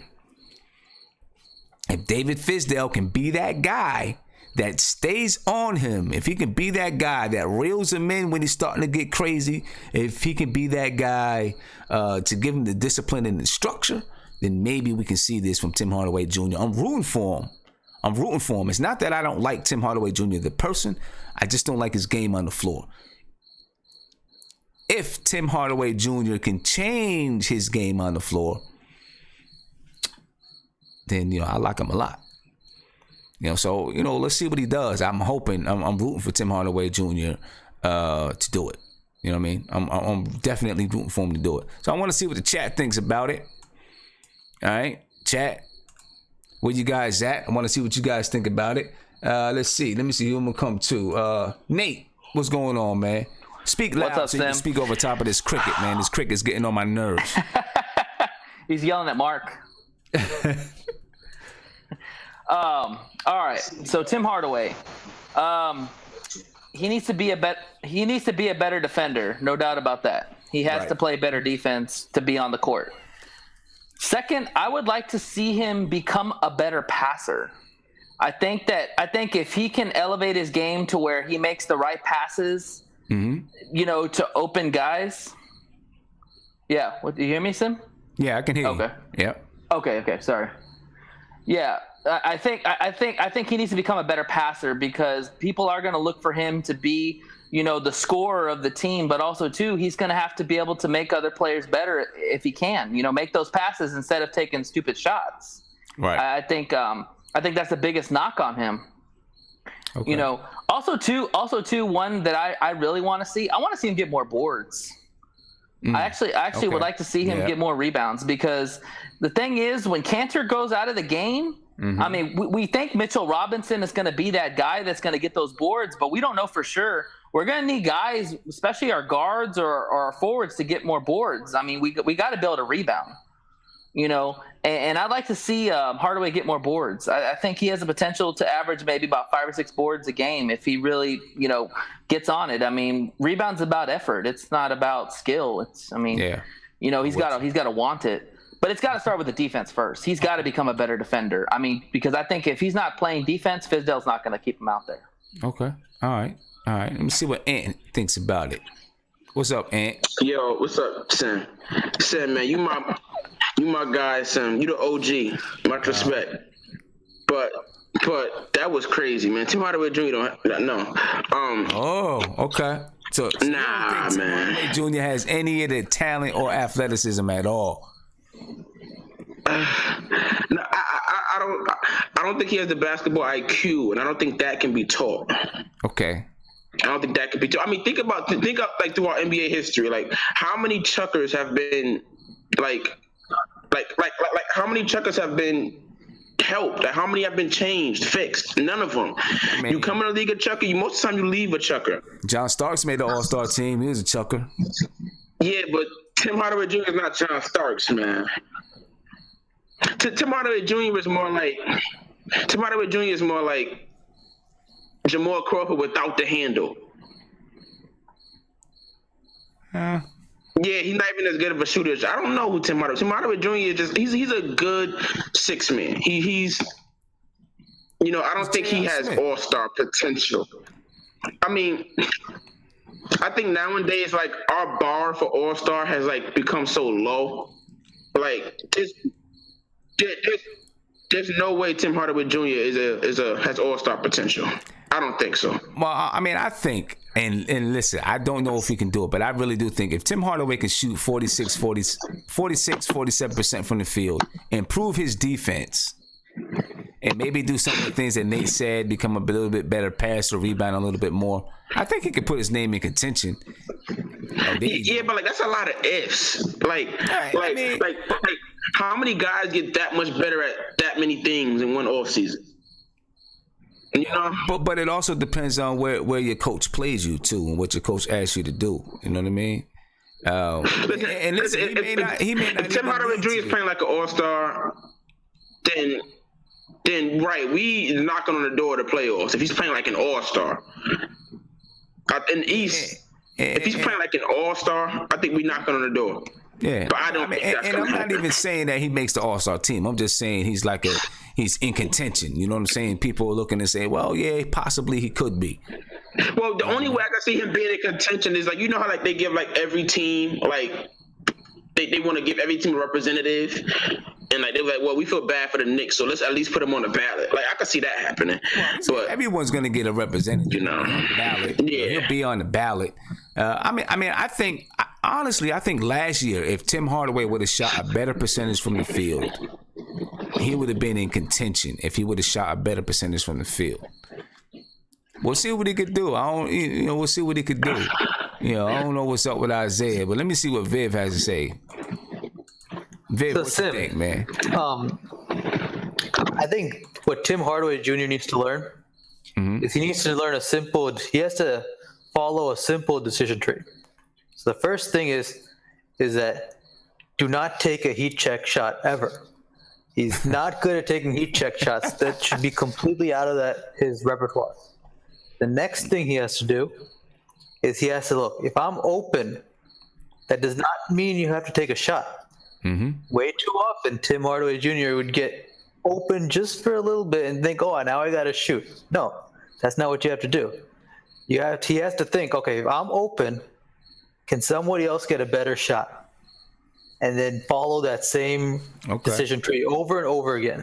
Okay. If you can do that, and if you can do it with a level of consistency, not just for like 8 games in a row, not for 15 games in a row, at least a half a season, he can have a potential to get better. Yeah. And the way you measure it is his field goal percentage has to be higher than 46%. His 3-point percentage has to be about at least 37%. Yeah. Probably 40% if I'm, going to be holding him to a high standard. And look, I don't personally believe he's going to be an all-star ever. But the only way he can be an all-star is if he averages at a minimum 22 points a game. And he has to average at least 4 assists a game probably at least 5 rebounds a game. And then we can at least have a conversation about it, in my opinion. Okay. All right. Well, look, what was that? 18 last year? But I don't. He was at 18 last year, but the problem was last year he shot 42% from the field and less than 32% from 3. Yeah, I don't want to see that. I don't want to see that. So a lot of his decision tree, a lot of those shots are heat check shots. He needs to, simplify his 3-point arsenal to be very efficient shots. Yeah. We'll see if he can do that. I agree with you 100%, wholeheartedly. I agree with you. Caller, you're on live with Nothing But Knicks. What's poppin'? Yeah, what up? This is Kyle, man. I just tried to join your video, but my connection is trash. Oh, that's all right. That's cool, man. We'll get you in there next time. So that we still on Tim? We still talking about my boy Timmy? Still talk about Timmy. All right, man. Look, this dude is the sleeper of our year this year. This is our wild card. He's our wild card player this year. Okay. Like, all this first of all, we got to stop all this John Starks talk. John Starks played 4 times against Michael Jordan in his best era. He played against Reggie Miller when Reggie Miller was a killer. And John Starks held his own against those guys. So all this Tim Hardaway, anybody. Any 2 that we had on the Knicks, y'all keep trying to compare him to John Starks from J.R. Smith all the way down. We got to stop that. Well, I think it's more about the style of play, not really that he has the same heart or plays the same defense, but it's the style of play. You know what I'm saying? But John Starks' style of play came from the heart. Right, as far as being... It was 100% defense, and even if you didn't play the best defense, he was gritty. And he used his attitude and his heart to really get himself back into the game when he was out of it. That's true, but talking offensively... those guys kind of play the same style offensively as John Starks. You know what I'm saying? It's just that same style of play. I think they actually might be more talented offensively than John Starks. John Starks they could have been, but he didn't. But it's that same style of the same style of 3-point shooter, the same style of guys that they're gonna shoot the ball no matter what. Maybe you're gonna run them off screens to get the ball. They're not really gonna be the guy that's gonna break down the defense and go to the basket and be your main guy that creates shots for you. They're more gonna be that Timmy learned too much fast break. Hit him off the 3. Hit him off of a screen for 3 or spotting up for a 3 or something like that. Just that style of play. Makes him be compared to John Starks. He's gonna flourish this year because he's a volume shooter. To get his points, he has to shoot in volume. He has to shoot plenty of shots. And he's going to be the primary scorer. Besides, I think Kevin Knox, they're going to give him an opportunity to really, get his legs under him offensively. But this is going to be a year with Tim Hardaway. He's going to have an opportunity to shoot 20 times to get his 25 points. He's going to. So, and I feel like defensively, he got the size. He's fast. He may not have that grittiness. He may not have that, that defensive. He's not a defensive-minded player. But Tim is going to have I think this is going to be his best year. This is an opportunity for him to have his best year this season. Okay, I hope so. I hope he does. But I want his best year not to just come. I don't want it to be his best year just because he scored a certain amount of points per game. I want it to be that he played an efficient game. He played defense. And if he plays an efficient game, I think he's still going to score 20 points a game if he plays efficient. We're not going to get efficiency from Timmy. Yeah, we can't expect something. We can't expect him to be blue when he's purple. You know what I'm saying? Right, but then I can't. But then I can't call it his best year if he scores 20 points a game, but he shoots 41% from the field. That's not good to me. And every good year that he had good coaching. When he left New York, he had good coaching in Atlanta. He did. So hopefully Fizz will get up under him, give him better shot selection, and maybe give him his he'll let him do his thing for 5 minutes. You know what I mean? Take your shots. When we mess up, we're going back to our system. All right. But we'll see what happens. We'll see what happens. It's gonna be a good year for Tim. All right. Hey, appreciate the call, man. I hope it's a good year for him. Appreciate it. Peace. And let me give a shout out to Ralph Petito again for the super chat. Said Isaiah, Ralph told you to wake up. He said, you falling asleep, bro. Wake up. You can't be on the show falling asleep. For real. Can't be on the show falling asleep. This man comes on eating food, then he want to fall asleep. You know what I'm saying? You're building yourself, you know, every time you're in these, when you're up in here, when you guys are in here, Isaiah, you're building a brand for yourself. And so now you're building that's the brand that you're building for yourself, man. What's up? That's how everyone's going to know Isaiah, man. What's up? You know what I mean? Come on. Come on. So those are my goals for Tim Hardaway Jr. All right, those are my goals for Tim Hardaway Jr. And let me do a round. Let me do a round of these guys. Isaiah, I'm gonna come to you since you gotta wake up, man. I'm gonna come to you. Quickly, tell me what you think about Tim Hardaway Jr. because we about to bring the show to a close. Well, listen, Ralph. Thank you, man. But I was up, Ralph. My dad put me on timeout, so we talked about it. So. Told you, kept you hollering and screaming when your parents, everybody trying to sleep, man. I know, man.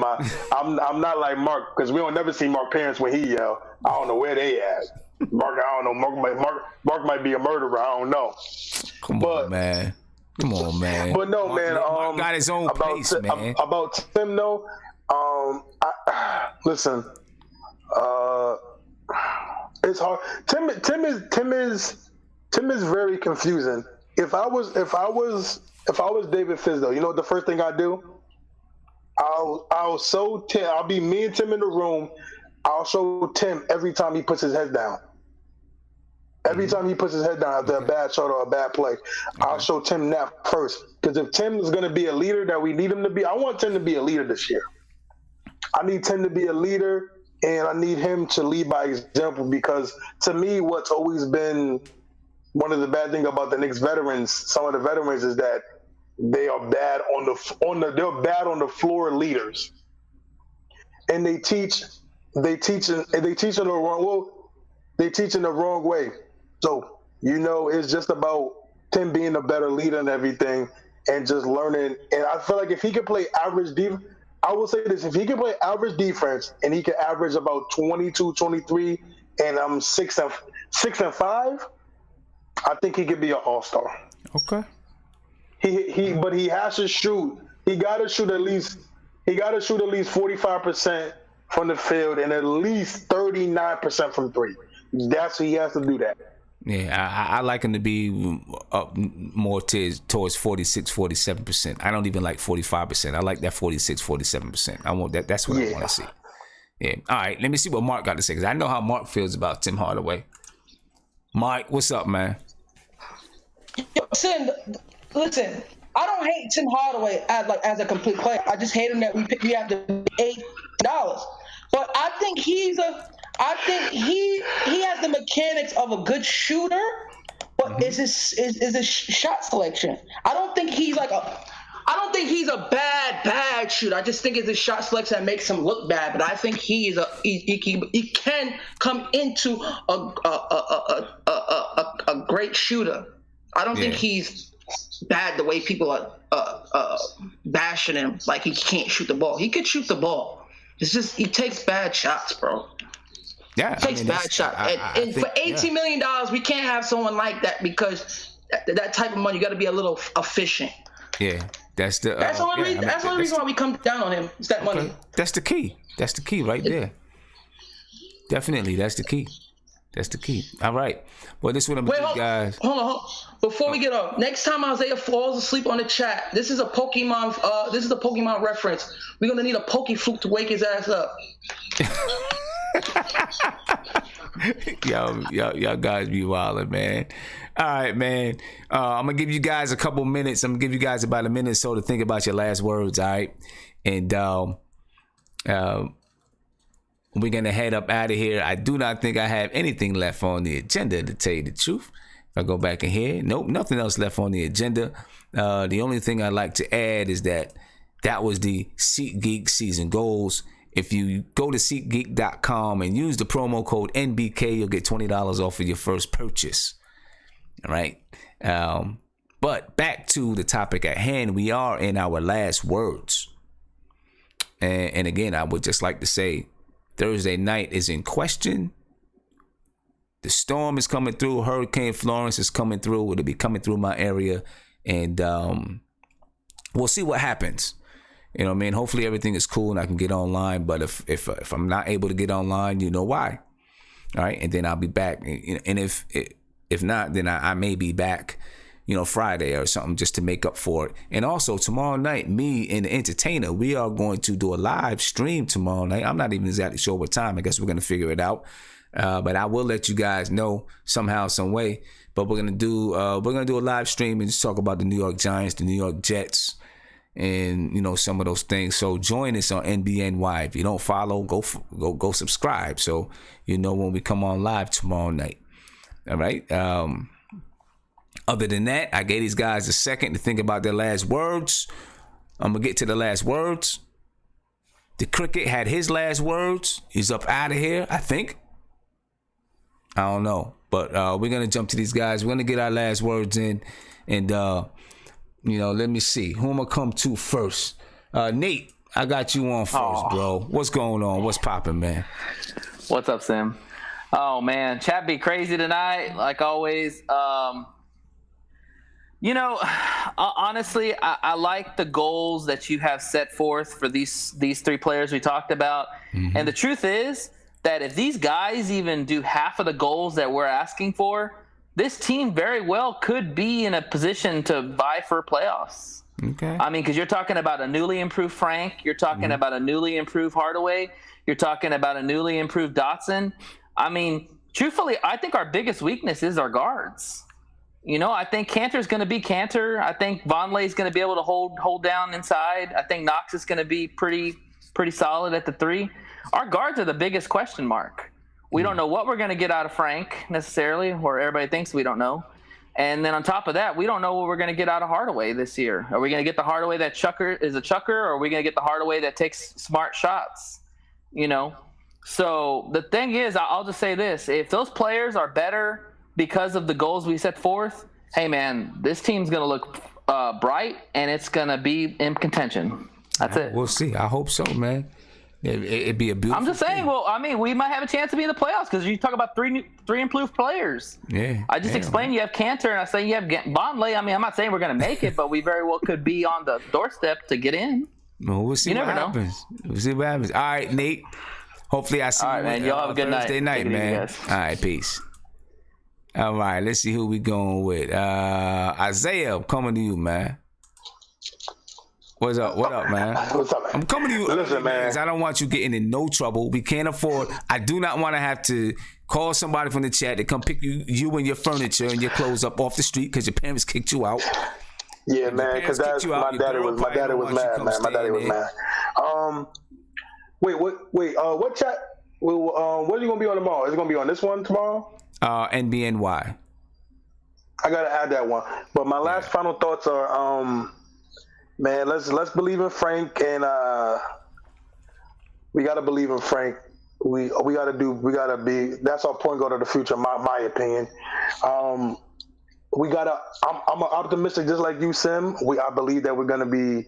I feel like everybody can improve. To me, my biggest thing for the whole team this year is building that team chemistry and building that team defense, and grinding out and learning to win the right way and doing the things the right way. And nobody's individually trying to do their own thing, but doing this as a team. That's how you build championships teams, by establishing that culture.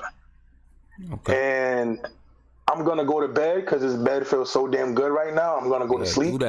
Do that. Shout out to the chat. Everybody, enjoy the hat. I don't look like Cedric the Entertainer, so don't try to play me.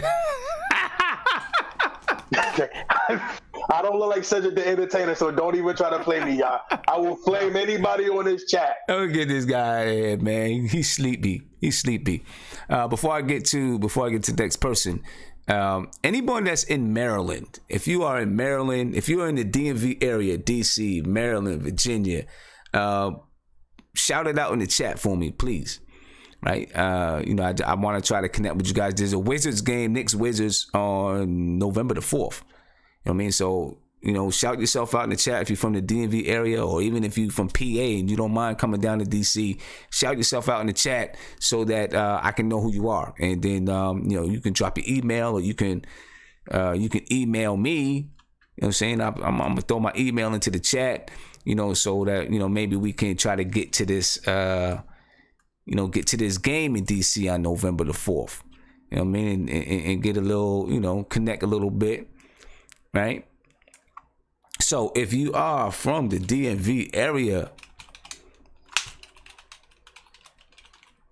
I'm putting my email in the chat. Just put my email in the chat. So if you're from the DMV area, I'm gonna hit you up, man, and send me your email. Email me, send me your email so we can connect and we can try to see if we can get together for this November 4th game. All right. So let me see who I'm going with now. Marcus. No, I'm coming to you, Ant. Your Blackest time. Yes, sir. To get Tony Crow out of here. Oh, he said get Tony Crow out of here. Gotta go. Whoa. Tony Crow gotta go. But listen, man. He said that list was okay. I'm gonna read off some of the scrubs that were above KP.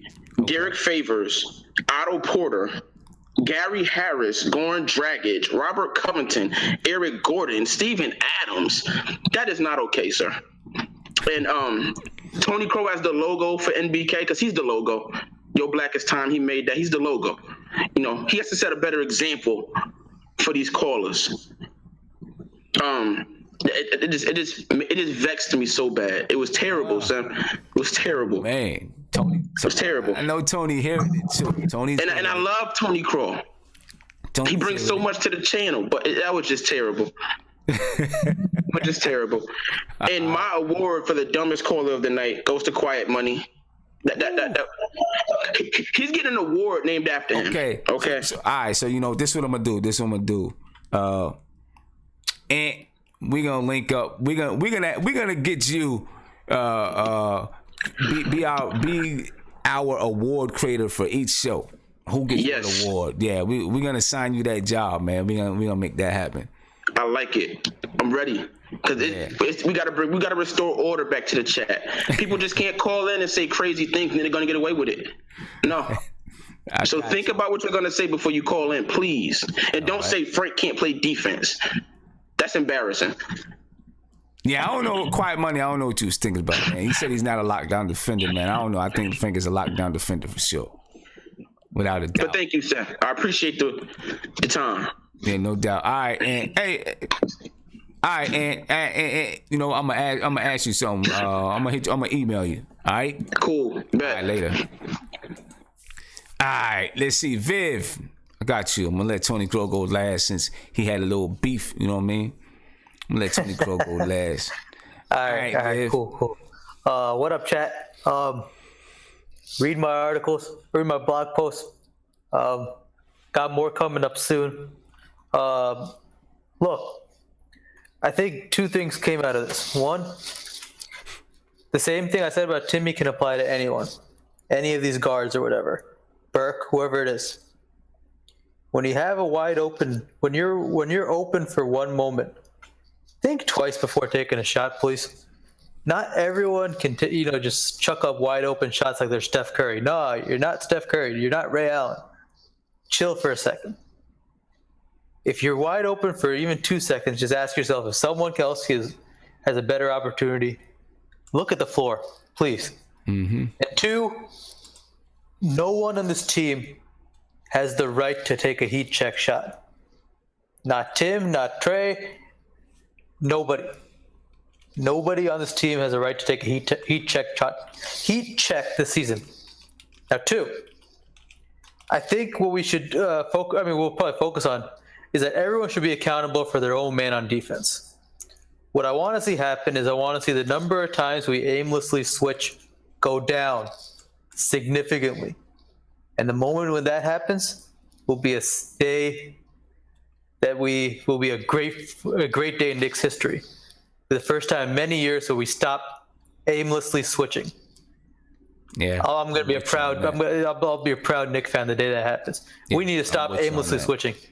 Take accountability for our own man on defense, and no more switching. Yeah, I'm definitely with you on that. I want to see how much better we become when we don't switch. Yeah, there you go. Defensively. All right, man. Hey, Viv, I appreciate it, man. And definitely get on the website and check out my man's blogs, please. Does a good job. And if something that you guys are interested in, just give me a holler. I'm putting my email in the chat once again. If you're from Maryland, please send me an email. Let me know you're from Maryland, where you're from, so we could try to link up and go to this game November the 4th. All right, so there it is. All right, Viv, have a good rest of your week, man, and hopefully I'll catch you Thursday night. Sounds like a plan. All right, peace. Mark, it's on you, my brother, man. Listen, I know we Knicks fans and all, but yo, bro, this playoff contention y'all talking about, we ain't going. So please stop. And my last thing, bro, I know I love the chat and everything. I like when it's entertaining. I like when people joke on me, but don't joke on me just to sound cool. If you're gonna joke on me, please say something worthy. Please say something that at least make me laugh. Please, I like it. But it comes with the territory, and I wish more people will call in from the chat, just like Quiet Money. I give him respect for calling in, because he had balls to call in, because a lot of people in the chat don't. I respect Quiet Money for calling in, but he got the donkey of the day. Definitely did. Hey.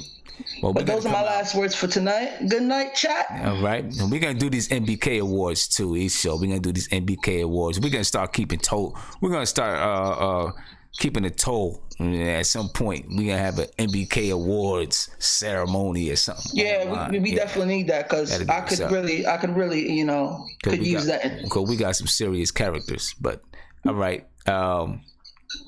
Good night, chat. Have a good one, man. Peace. I'll See you Thursday, Sam. Thursday night, bro. Later. All right. Good show. I want to thank you guys for coming on as usual. Anyone who is may be affected by Hurricane Florence, make sure you protect your family. Make sure you protect yourself. Do whatever you need to do. If you need to evacuate, please evacuate. Don't take any chances, because you never know. You may think it's not gonna hit you, but it might. So if you need to evacuate, please evacuate. Don't think it's not gonna be you, because it could be you. All right. So my prayers goes out to anyone who may be impacted by Hurricane Florence. For everyone else, my prayer goes out to everybody. Hopefully everyone stay peaceful. Have a great rest of your week, and I look forward to seeing you guys Thursday night. So hopefully the weather doesn't get in the way, and Thursday night we can have a nice, chill, peaceful, relaxing show. I don't even know if relaxful is a word. Relaxing show without the cricket, and I'll see you guys Thursday night. Peace.